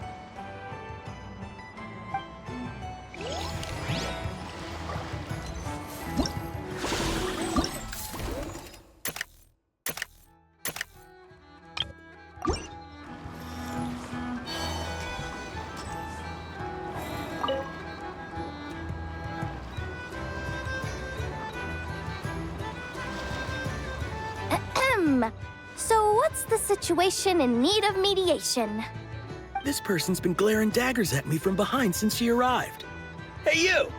I'm a member of the Fruity Order, you hear? What a coincidence. So am I. Wait, really? I first encountered the humor and intelligence of trendy Zaytun Peach in the New Tide anthology. Then I heard the legend of intrepid Valberry while I was in the Fortress of Meripede. The more I heard about your order, the more it drew me in. I've been searching for so long, but I was never able to find an actual member. So when I heard that the Nodcry Trade Expo was being held again, I applied under your name. And now, I finally get to meet you. It's those idiots. Stirring up trouble again, huh? So what I'm getting is that this guy's an imposter? Our orders won the expo rights several years in a row, so we announced that we were backing out of the running this year to avoid conflict. Then, this guy had to come along. A few of the other groups were looking to duke it out, so imagine their anger when someone claiming to be one of ours snatched the expo rights again. Well, no one's made any trouble for me. Wait. Does that mean you've taken them all out already? Man, I knew it! The Fruity Order's as good as they say. Can I join? We can't make trouble at the expo. Voynich Guild rules. Once it's all over, meet me at the harbor in Nasha Town. I see. All right, I'll be there. Does he not realize what's going on here?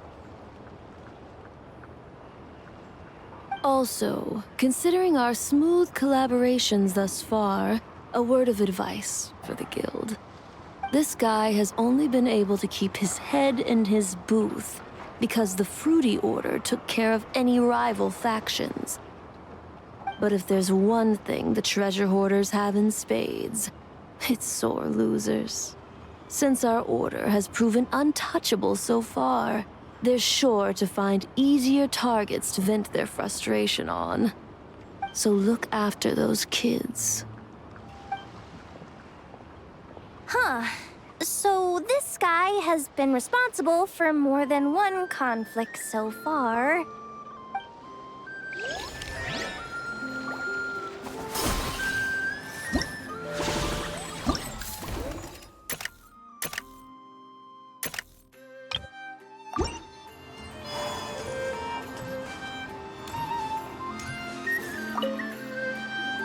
What do you think? Not bad. Tastes just like back in Mondstadt. Varka! You're here for the expo too? Oh hey, Traveler, Paimon. I was only planning to take a look around. Wasn't expecting this pleasant surprise. Out in this part of the world, even a homegrown Mondstadt apple is a rare treat. Yes, and on that note, I should advise you that the prices are quite different from what you'll be used to back home. Not a problem. It's a price worth paying for a taste of home. I'll take the whole batch and send someone to collect them later. The whole batch? Huh. Looks like you've already made your money back, huh, Leben? Oh, and Varka, since you're looking for a taste of home, have you tried the Mondstadt wine next door? Apparently, he uses special connections to keep the import costs down. Yeah, I've tried it. It's pretty good. But not Mondstadt wine good. Besides, I wouldn't be able to buy any even if it was. We can't have the Grand Master of the Knights of Favonius going around supporting smugglers, can we? Oh, it's true. You're not gonna reprimand him though, are you? Don't worry, I know it's Nefer's rules here. Not out to make life difficult for you.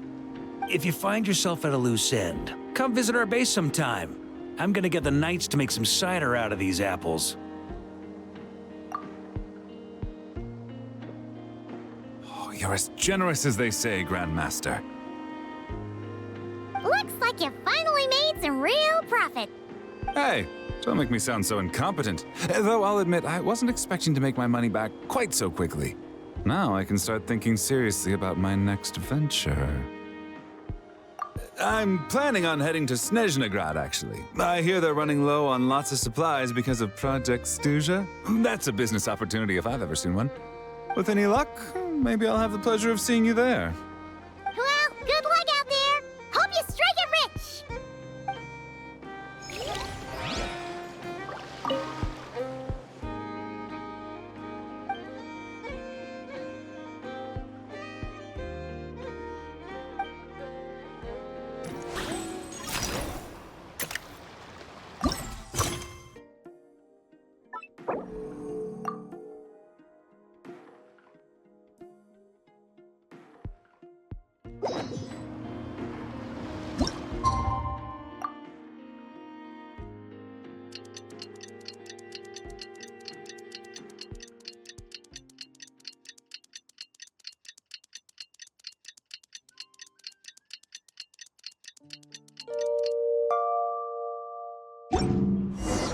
We just got word from Yelan.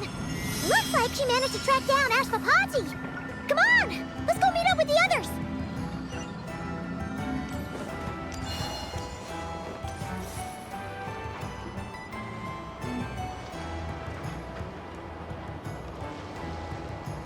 Took me a bit longer than I expected, but I found where he's hiding.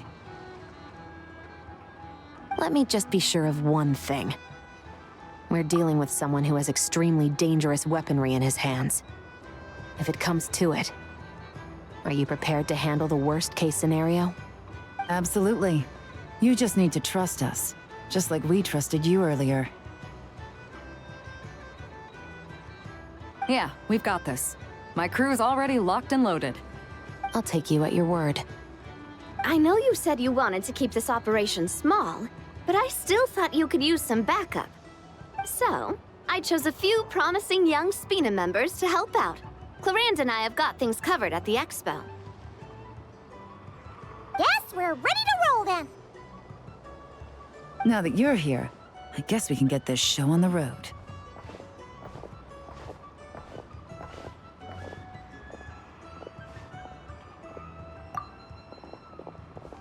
Wait!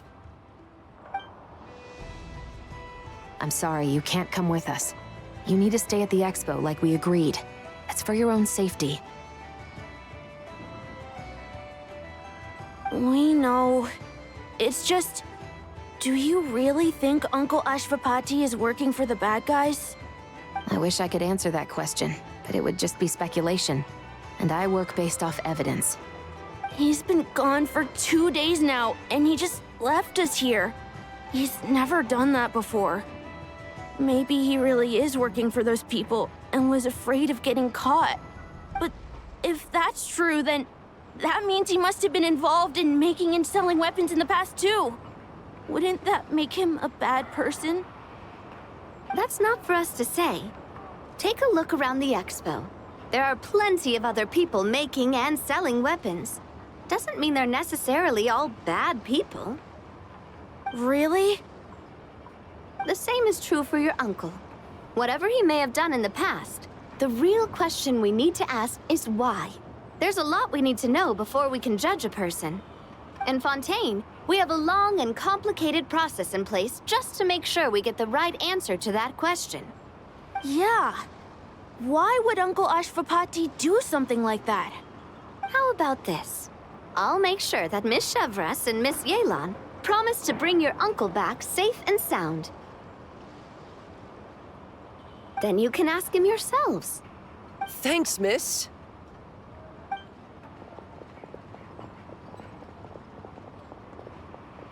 This situation is complicated and unpredictable. Isn't it a bit early to be making those kinds of promises? It's all right. We're prepared for whatever we might face. Regardless, it's a promise we have to keep. After all, when the children get their answer, it will shape their understanding of what justice means. Then, let's all do our part to make sure this ends as well as it possibly can.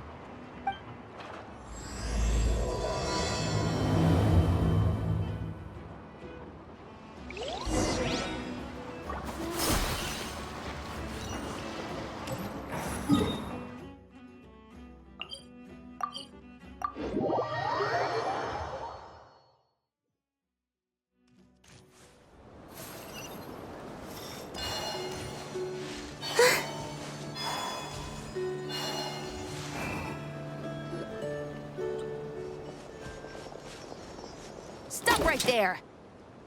Where is he? We missed him. Looks like he left behind plenty of evidence, though. Search the area. Let's see if we can find a lead.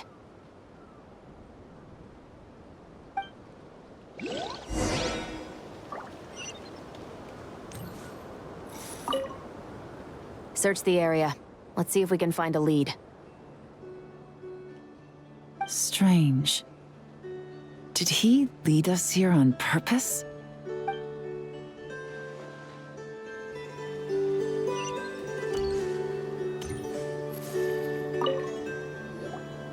Wait! Is this what Paimon thinks it is? It's the display model that goes with the prototype. Guess that does make him our thief. What's worse is that, with his technical background, I bet he managed to bypass the security features on the prototype. You're saying our guy has a battle-ready ballista in his possession, just waiting to be unleashed? Oh, this isn't looking good. Something isn't adding up. All the evidence suggests that he was here alone. Which begs the question, why would he unlock the ballista's features before even meeting up with his boss? That's a question for another time. We need to focus on where he's going next.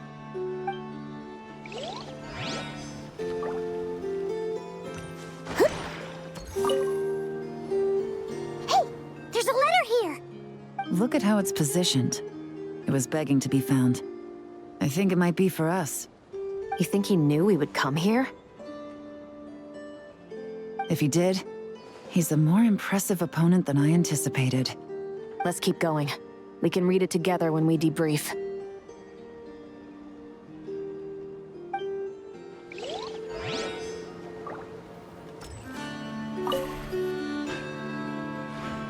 These records look suspiciously familiar. Yeah. Doesn't seem very coincidental to me either. What is it? Remember when I said this group's cover was ironclad? They were always careful never to leave a trail leading back to them. The one time they slipped up, it broke the case wide open. We found a cargo manifest left behind at the scene. That's the clue that led us to Nodcry. It was a similar story on our end. And now that same manifest shows up here, among the records left behind by Ashvapati. So, he's the guy that slipped up back then? Unless it wasn't a slip-up at all. How does the same clue get left behind at two separate scenes and picked up by two separate law enforcement agencies? Thinking back on it now, it doesn't seem quite so accidental after all. No. Almost like he led us here on purpose. But for what reason?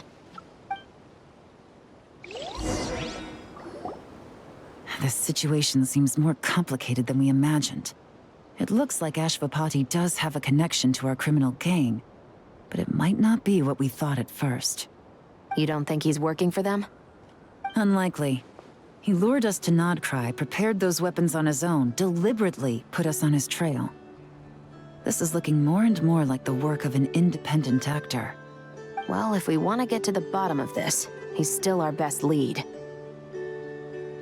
That would seem to be our last remaining clue. Let's do it.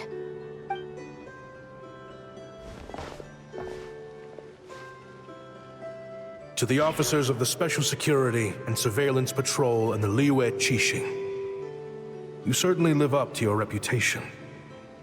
Within a single day, you were able to eliminate over half of the gang's forces. I appreciate the effort. I doubt my secret hiding spot will be a secret much longer. So I suppose it's my turn to throw my hat in the ring. I'm just glad I no longer have to run. So, before my day in court is upon me, allow me to confess to my crimes.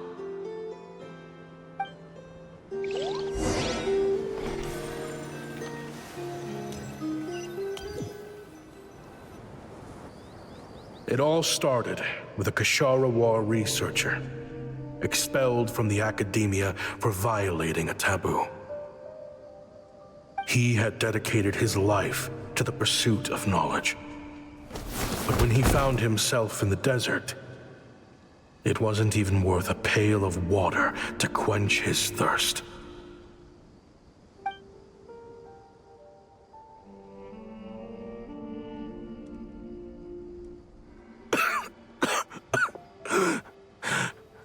Could you spare some water?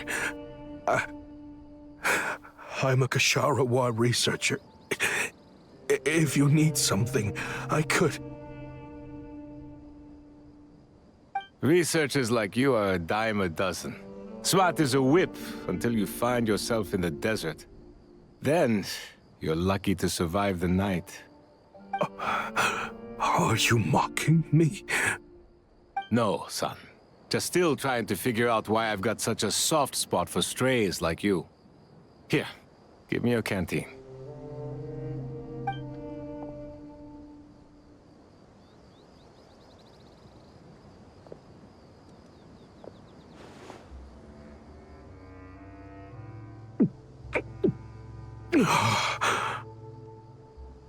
You got somewhere to go? Not really. Thanks to this water, though. At least I can rule out the bottom of a vulture's stomach. Now you're talking like desert folk. You could always join my band of misfits. What would I do? Gather food, guard our water source, just like everyone else I've taken in. Of course, if you have something you're good at, you're welcome to show it off. Every little bit helps. All I know is weapons. Weapons? Yeah. I love studying them. Big and powerful ones, small and deadly ones, old ones, new ones. I believe the essence of Kashara War research is embodied in weaponry, and the pursuit of this kind of technology is what pushes the world forward. My lifelong goal has always been to become a foremost expert on all kinds of weapons, so I can invent even more advanced ones. So I might have borrowed a few sensitive techs without permission, but you see the vision, right? The higher-ups in the academia just didn't understand. The academia could have 1,001 reasons for exiling you out here, and it still wouldn't matter to me, son. All I care about is what this specialty of yours can do for us. I can help upgrade your weaponry. That should come in handy in a dangerous place like the desert, surely. True, weapons are essential to life here in the desert. Most folks get them when merchants happen to pass through. But when it comes to protecting the people here, this scimitar in my hand is more than enough. The kind of weapons you're talking about are overkill for a place like this. Overkill? Really? Our group is lucky. Our ancestors learned how to protect the oasis from the sandstorms to prevent it from drying up. Plus, we're pretty far off the beaten path.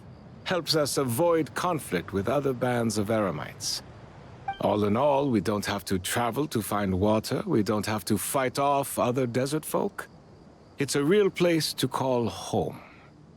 There are plenty of ways to die in the desert, but behind a lot of them lies too much ambition. So, having somewhere to settle down, is more than enough for me. I see. Guess I could do some odd jobs then. I've heard you Kasharawa scholars are handy with all kinds of gadgets. You could always make something for the kids. You mean, like, toys? Yes, if you wouldn't mind. It'll give them something to do. Life can get boring out here. All right, then. And just like that, a Kasharawar scholar at the cutting edge of his field ended up in the desert, making toys for children. It got boring from time to time, but all in all, those days were quite pleasant. The Eremites accepted me as one of their own, and all the children loved me. Looking back now, I wish I could have lived like that until the end of my days. But then, those despicable people showed up, and it changed everything. Don't rush me. These materials are in short supply. Oh, they've got a lot of nerve showing their faces back here. Send the gem? It has been a while. Well, we have a right to this oasis too. Our ancestors were part of the group that discovered it. You hated this place. After that giant sandstorm when everyone else was trying to figure out how to help, you got out of Dodge the first chance you could get. Because I knew better than to be stubborn. Stay in one place too long around here, and it might just be your grave. You abandoned this place. If we'd done the same, the oasis wouldn't even exist anymore. You gave up your right to be here a long time ago. I heard they joined another band of Eremites after leaving us, but got kicked out. I bet they're only crawling back to us now because they've got nowhere else to go. Chief, should we drive him off? I'd like to see you try. I'm warning you. You won't get rid of us that easily. Leave them be.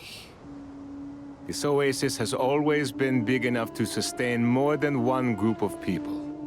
It's not worth spilling blood over.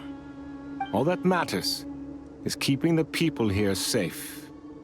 At the time, I didn't think much of it. Just Chaim Wazet being the kind-hearted man he always had been. And so, normal life continued, much unchanged. Well, mostly. You can take the scholar out of the academia, but putting your life's work behind you is easier said than done. I often found myself flipping through my collection of blueprints and sketches. The ruin drakes scattered around Sumeru were of particular interest to me. As far as I knew, no one had been able to analyze or reproduce the technology within those mechanisms. But I was able to design a kind of lure to bait them into attacking a specific target, in effect, turning them into a weapon. Somehow, the new arrivals at the oasis must have caught wind of it, because they soon started taking an interest in me. Hope you don't mind me asking, but is that a weapon you're researching? I do mind, actually. It's none of your business. Rumor is you used to be a researcher at the academia. All that knowledge going to waste out here in the sticks. What a shame. What do you want? I want to team up. The rules and red tape that got you kicked out of the academia, they don't exist in the desert. You could take this research to the next level.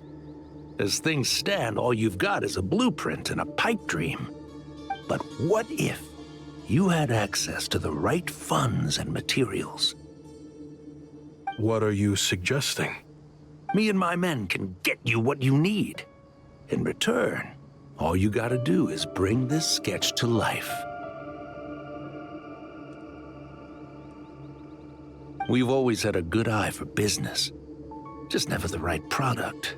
But this thing right here, The different bands of Eremites are gonna shell out Mora left and right to get their hands on it. You want to sell it? It's a win-win. You provide the goods, and I earn enough Mora from these people to fund the research of your dreams. I don't know.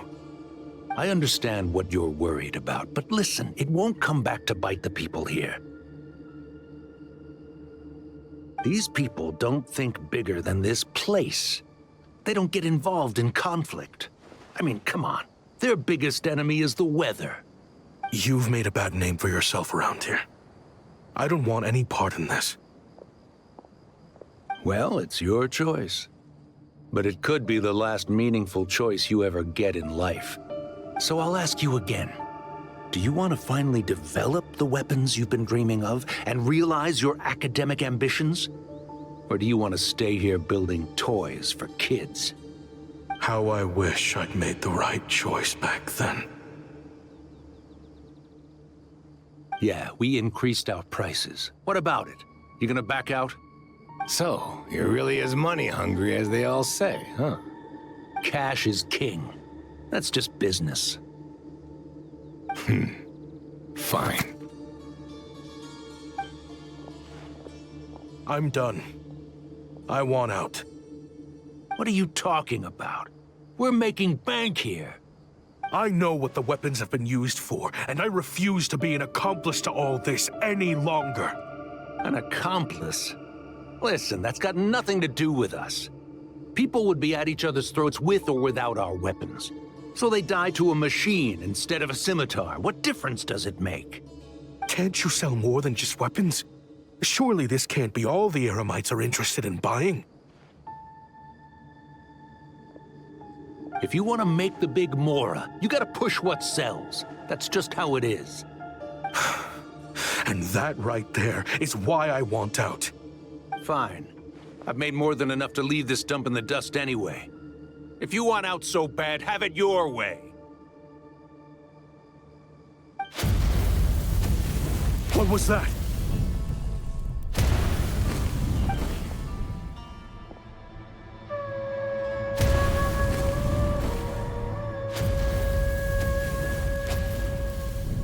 No.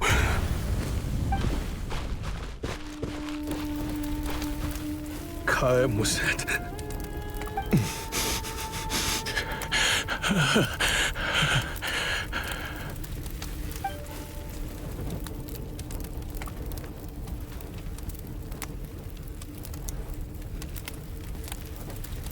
How did this happen? You won't find a tribe in this desert without enemies. People have tried to steal water from this oasis in the past, but Kaem Wazet drove them off. Guess his enemies have been holding a grudge this whole time. You sold weapons to his enemies. But he took you in when you had nowhere to turn. You owe him your life. Why would you do this? It was the perfect excuse to drive up the price, that's why.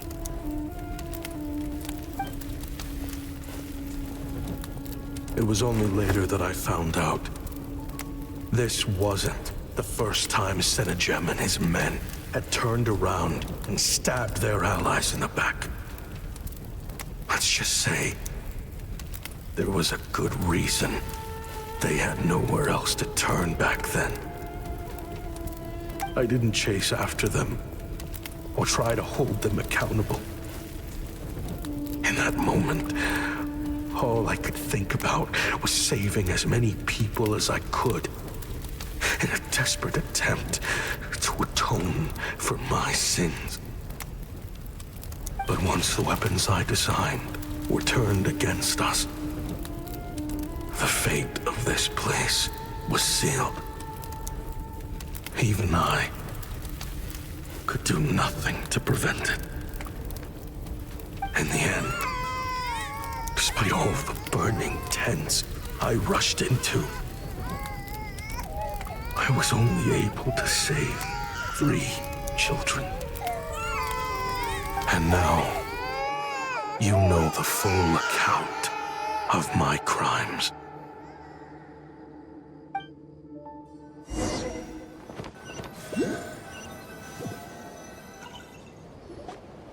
I've been raising them ever since, while attempting to hunt down the men who made them orphans in the first place. This confession is for the kids to read, too. So, I hope you'll pass it along to them. They deserve to know the full truth of what happened. I know I'm in no position to make requests, but please, help them find loving parents to take them in. Above all else, they deserve a true family. Back then, I failed to see this through to the end. But I won't make that mistake again. Jeez. If this is true... He's after the same target as us. And he's out for revenge. He even lured us to Notcry to help him get it. I think I know what he's planning to do with those ballistas now. If I'm right, this doesn't bode well. Then we need to find him ASAP! It sounds like he's about to do something super dangerous. But we promised the kids we'd bring him back safe. I can't just let him get rid of our target either. This crime ring runs deep. There are still many other conspirators we need to track down.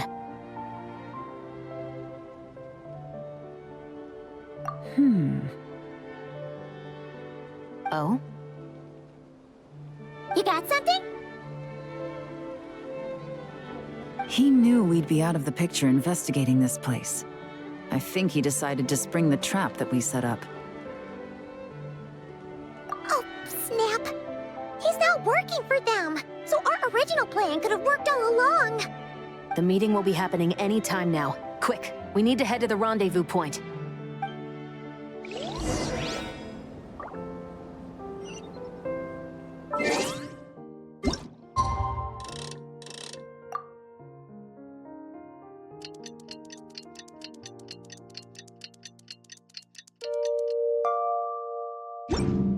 I don't sing for anyone in particular.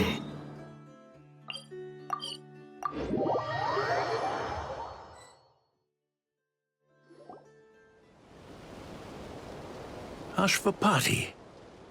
It's been a while, Senegem. Over a decade, at least.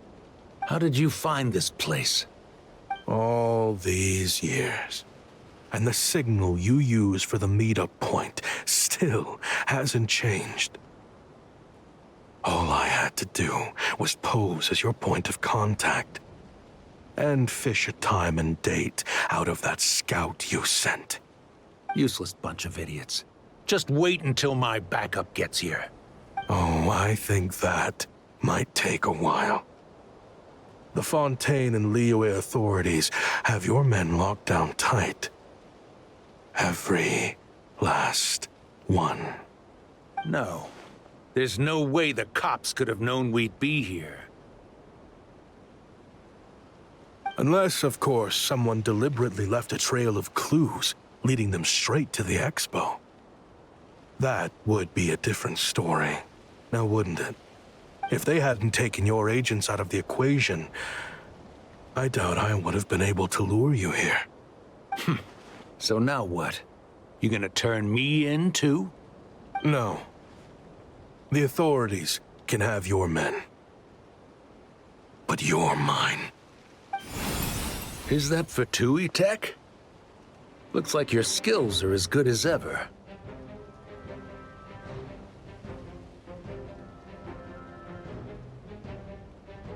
Listen, I know you're mad that I've been racking up Mora without you all these years, but it looks like you still got it. If you want back in, we can work something out. After everything that happened, what makes you think I would want back in? Because what's the alternative? You're not here for revenge, are you? After Kayemwazet took you in, you really convinced yourself you were one of them, huh? What you should have learned is that banking on loyalty and belonging is a losing hand. Better to cash out before you're in the hole. In the desert, my people live by one rule and one rule alone. The last laugh doesn't go to the righteous. It belongs to the one who knows how to cut their losses. Just look at me. When there's more to be earned in the desert, I'm a desert folk. When the opportunities in Fontaine are sweeter, I'm a Fontanian. You think everyone is as much of a lowlife as you? A lowlife? There's nothing Mora can't buy, Ashvapati. That includes prestige. You're talking to a renowned Fontanian philanthropist who lives in the Vasari Passage and spends his days going from one grand banquet to the next. Nobody who counts would dare call me a lowlife. Are you done? Clearly there's no reasoning with you. Fine. Have it your way. But if you want me dead so bad, why'd you come to face me alone? That wasn't the wisest decision now, was it? Oh, don't you worry. I brought plenty of firepower with me. You could have brought a whole army for all I care. These weapons will bury every last one of you!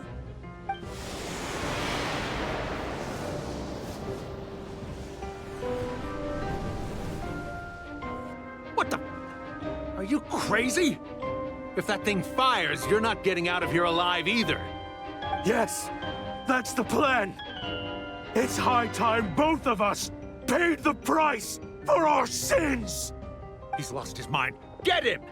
Start breaking his bones until he removes this barrier. Hold it right there, all of you. Otherwise, I've got enough firepower to go around, too. The Maison Gardiennage! You got here sooner than I expected. Hey! What's that in the sky? Looks like bad news! Ashvapati, you have my word that these people will face the judgment of the Fontaine courts. Remove the barrier and come with us at once. Fontanian justice is too merciful for them. You should leave us. Stubborn fool. I don't deserve them. I have to atone for the things I've done. What is it you feel you need to atone for? Weapons research?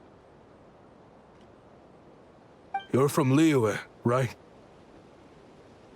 Your ancestors were the first people to master the recipe for gunpowder.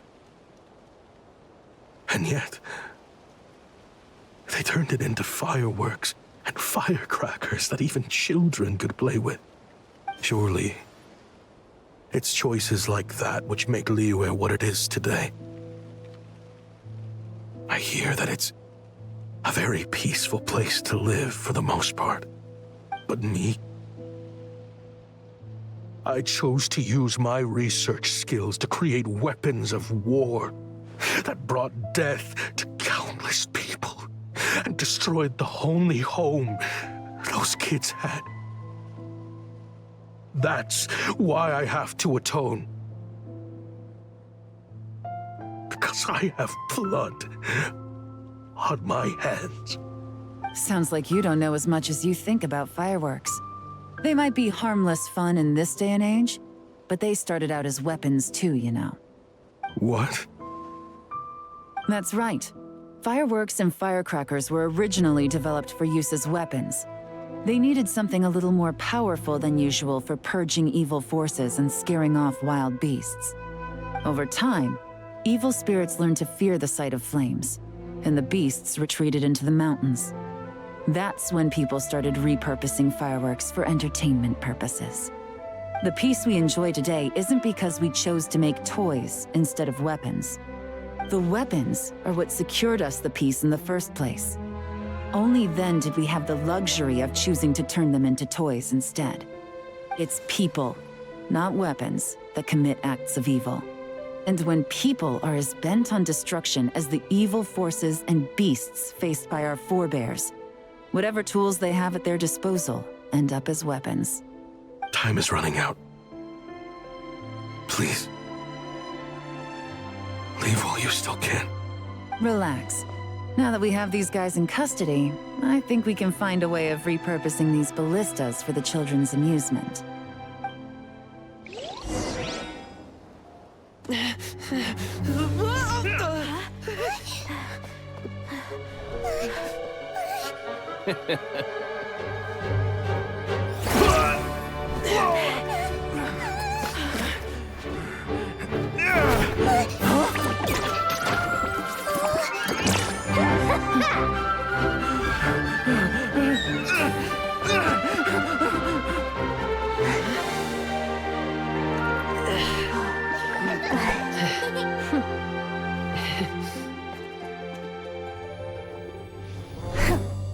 knew they were looking for trouble, but they messed with the wrong manager.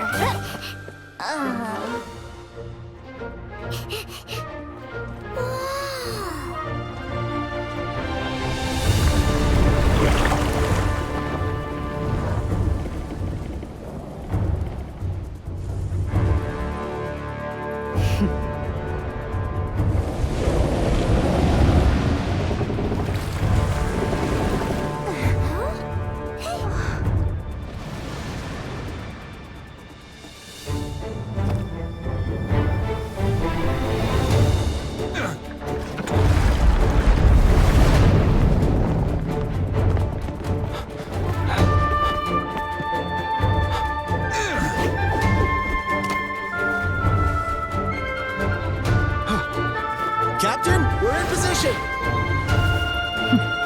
Prepare to intersect! On my signal!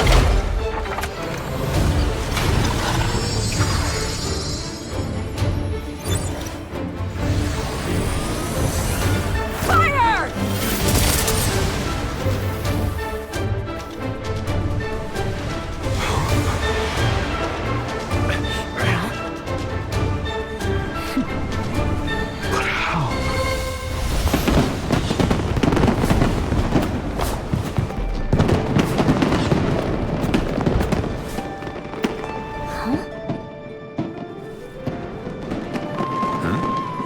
Fireworks show? Oh.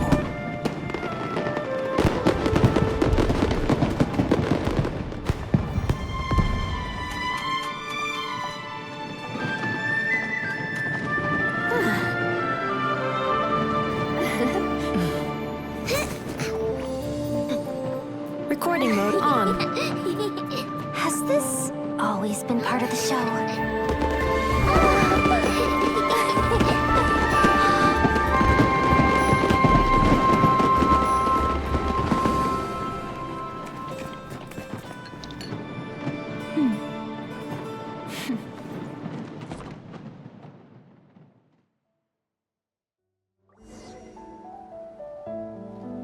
No funny business! I never imagined the Guizhong Ballista could be used for something so beautiful.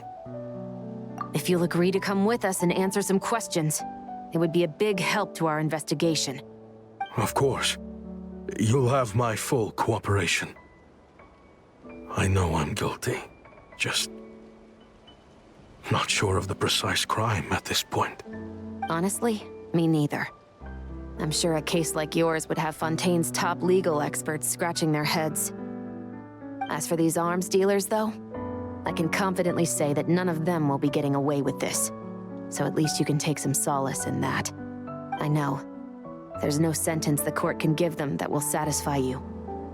But at least the trial will be a public declaration of their crimes and the punishment they will receive. The victims deserve that much. Considering the alternative was them dying in obscurity to a revenge killing with no one left behind to tell the story. This looks more like real justice to me. I guess you're right.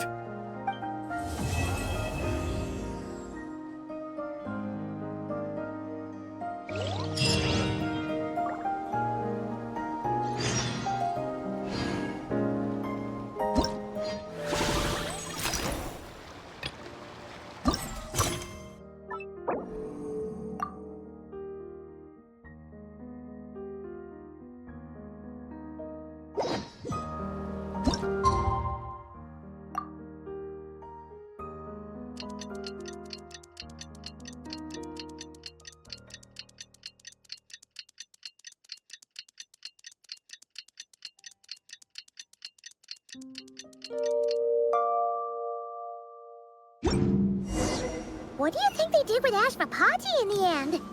Let's go ask them for an update.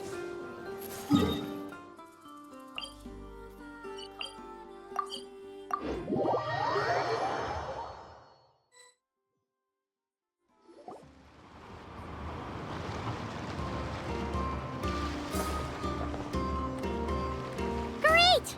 Everyone's in one place! Now that we are on the other side of this incident, I suggest we put any remaining questions to rest here and now. The Voynich Guild won't be responsible for any disputes remaining after this meeting. Understood. Well, there's been no serious harm to me or any of my compatriots. And with the arms dealing operation closed down, I've achieved my strategic objective. I'm happy to let the Fontaine authorities process the culprits from here on. I appreciate your flexibility. I'll need all of them in my custody to proceed with the case files. As for you...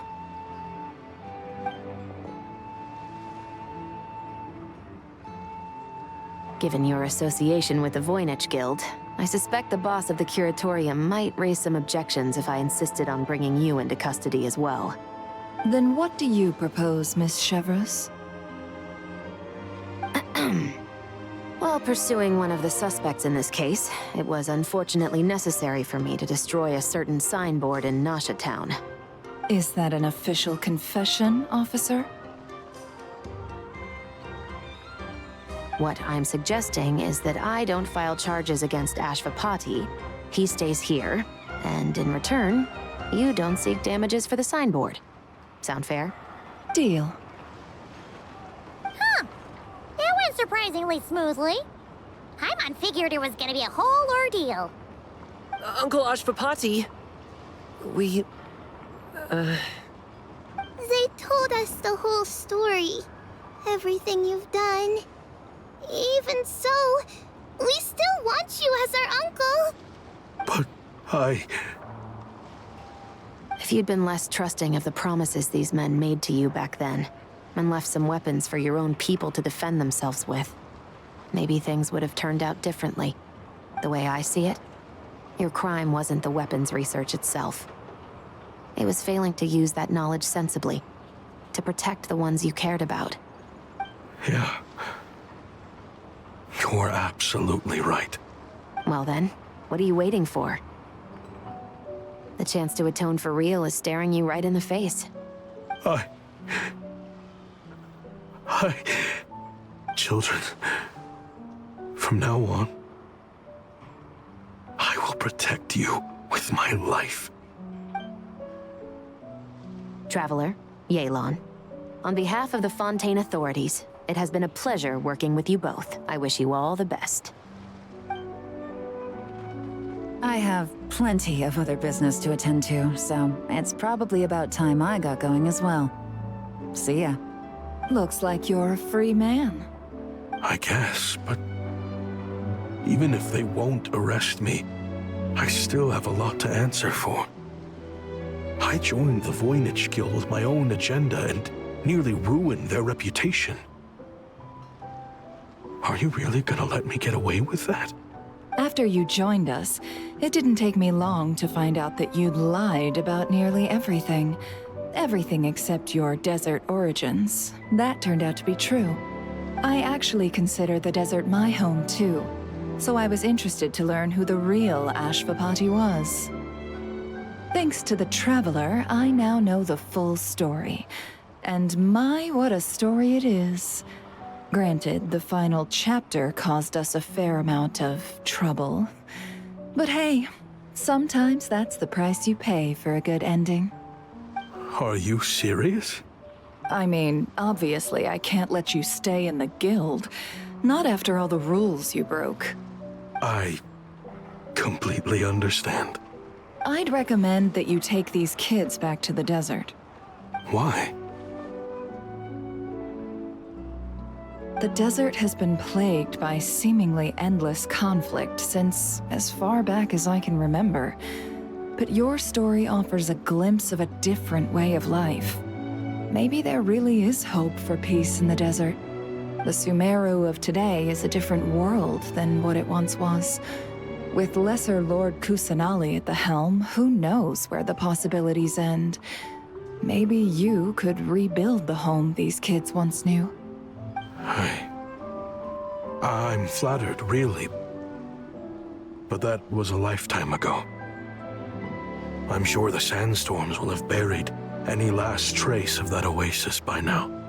Sure, we could put up a few tents and call it a settlement. But what then? It would be a brutally harsh existence. There's no way around it. Where there's Mora, there's always a way. Hello, my dear customer. Why don't you discuss your needs with me? If you can dream it, you can buy it. So Mora is the answer, huh?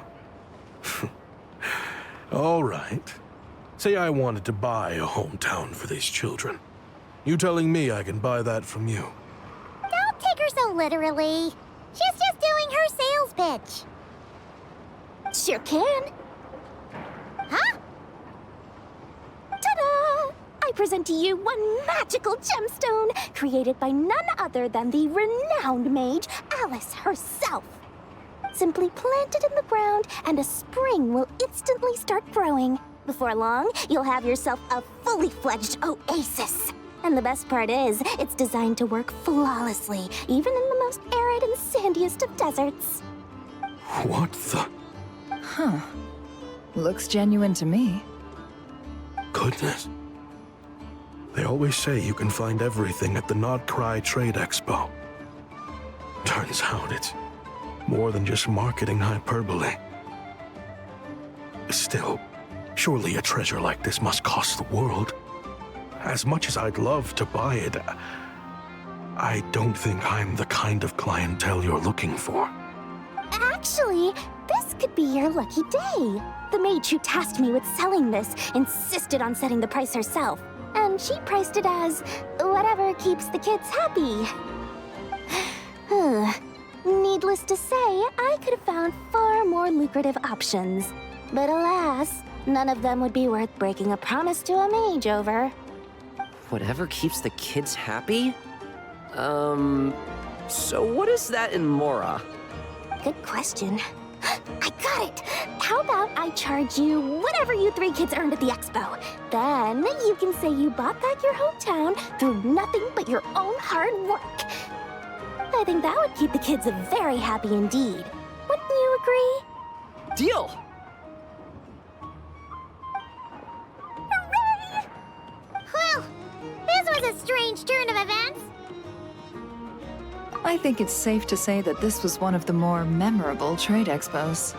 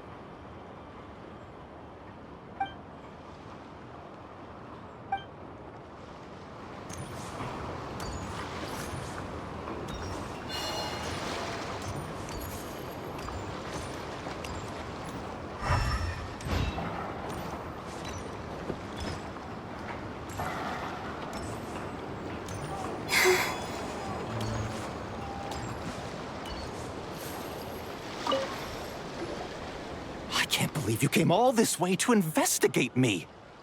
Still, as a member of this expo, I'm protected by the Voynich Guild. There's nothing you can do to stop me. I know. That's why I'll be taking this up with them directly. It's been a while. What brings you here this time? Are you representing the Dawn Winery, or are you here as Owl? Take your pick. Even Owl would take issue with people smuggling the winery's products. I understand, but please be assured that I would never pit the rules of the Voynich Guild against the interests of the Dawn Winery. Our long-standing collaboration is far too valuable to me for that. No faction exists in Nodcry that can impose their will on everyone else. The rules we have now are a result of the tug-of-war between them all. In any case, I only allowed this gentleman to sell his so-called Dawn Winery vintage here because I'm confident that it poses no threat to our collaboration.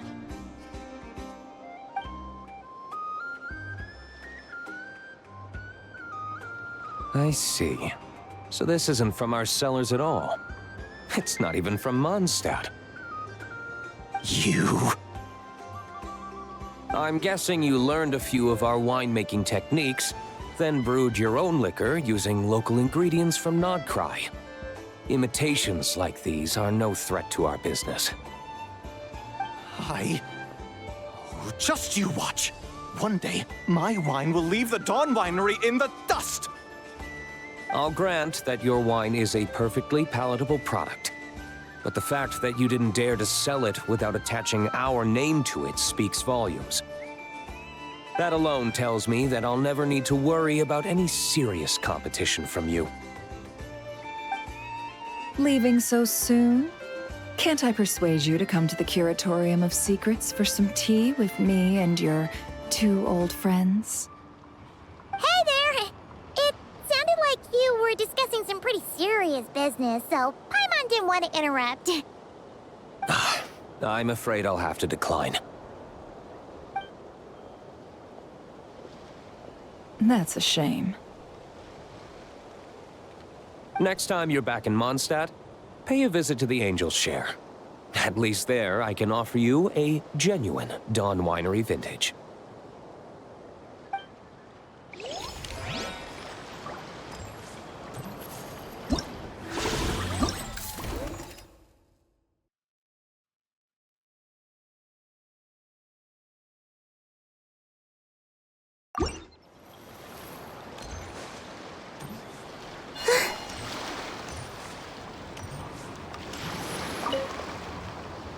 See, Lolly, I've been told that the merchants here are all protected by the organizers. I'm afraid confronting him myself will be more trouble than it's worth. Do I have to do everything myself? Oh, please! Granny Eatsley, have mercy! Chaska! Say, Lolly! What are you, It's a long story. Basically, a few members of the Flower Feather clan brought word from Nodcry that someone was selling Wyob fragments at this expo. Pretty serious stuff. So I brought Seat Lolly here to get to the bottom of it, and hopefully keep things under control. Oh. Okay, well, as it turns out, we've been tasked with mediating any disputes like this. Are you intending to try and stop me? Look, I'm not trying to be difficult, but you don't need me to tell you that our Wyob are not for sale. Wait a second.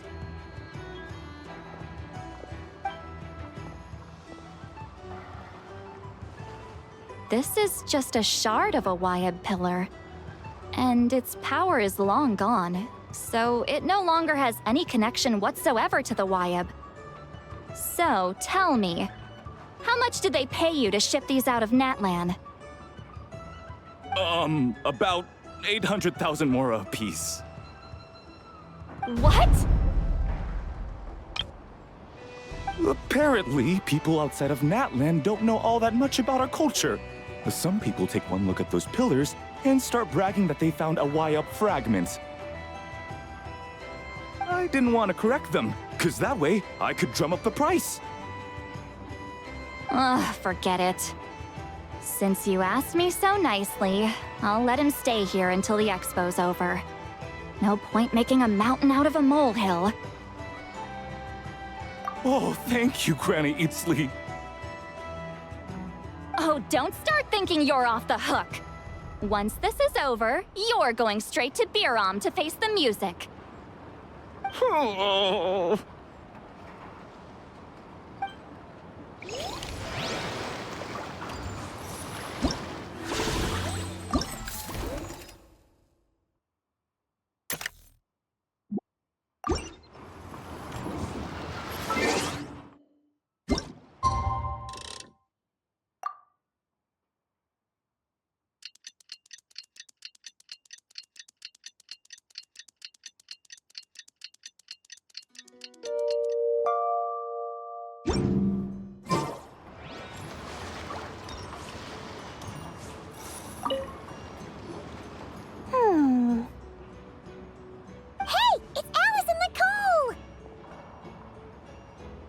Why, hello, Traveler and Paimon. Oh, quite the opposite. I'm her supplier.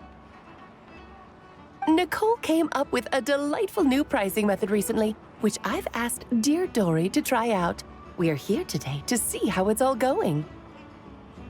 What sort of pricing method is that? Curious? Well, allow me to explain.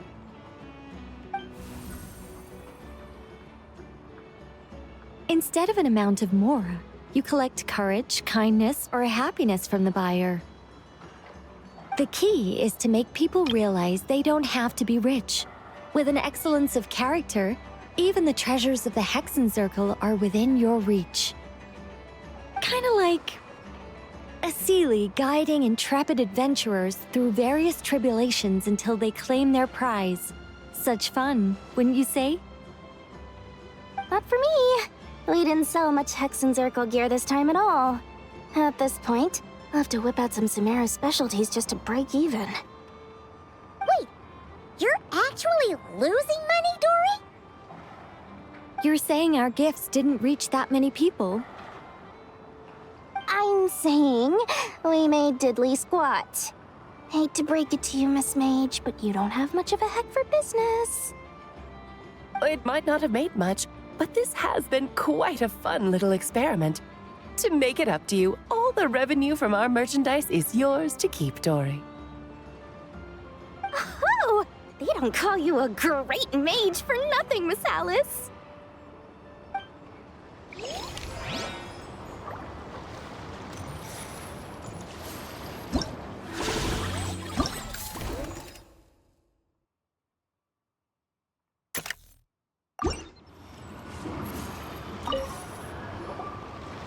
It's almost time for the expo to end. I'm asking for half a month's leave once we wrap this up. Finally got time to relax, huh, Yehoda?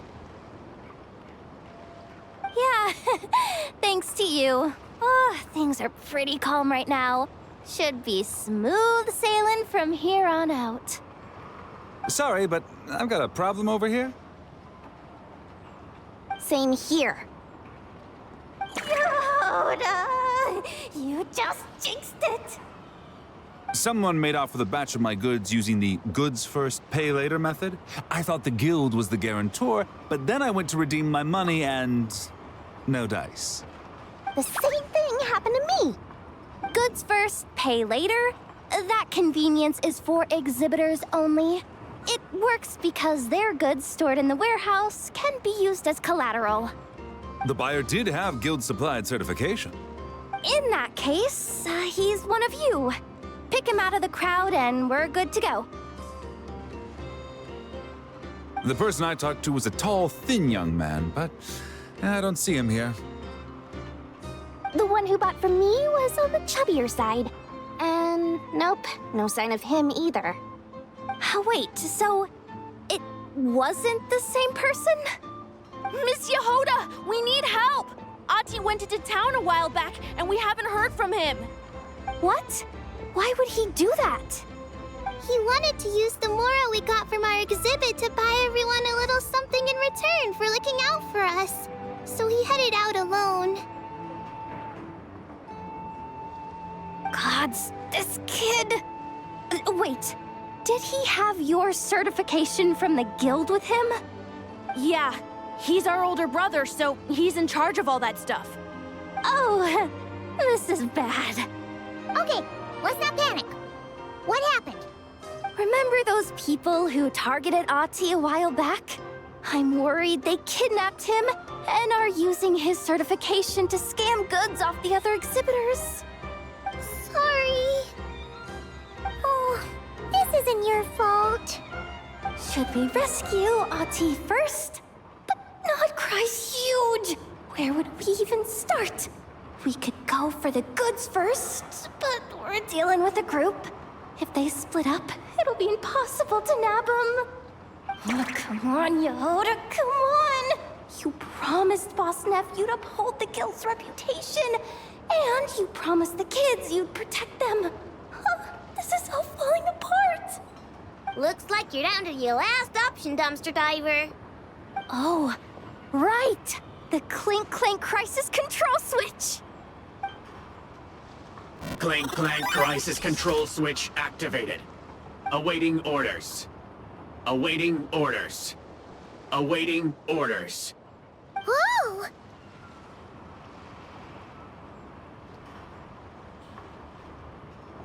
Activating the switch gives you temporary control over all the robots in Nocry. If you wanted, you could turn this whole place upside down.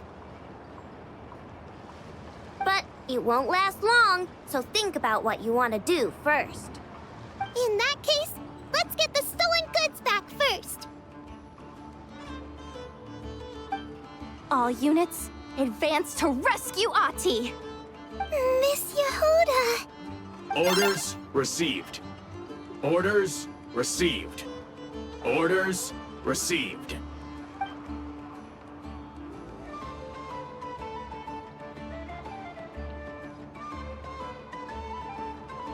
Ahti! You're all right!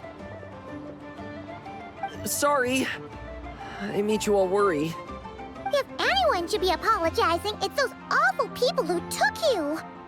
You just wanted to repay everyone's kindness. They stole my expo certificate. Did that cause trouble for anyone? Let's just focus on one thing at a time. Inventory complete. All goods have been retrieved.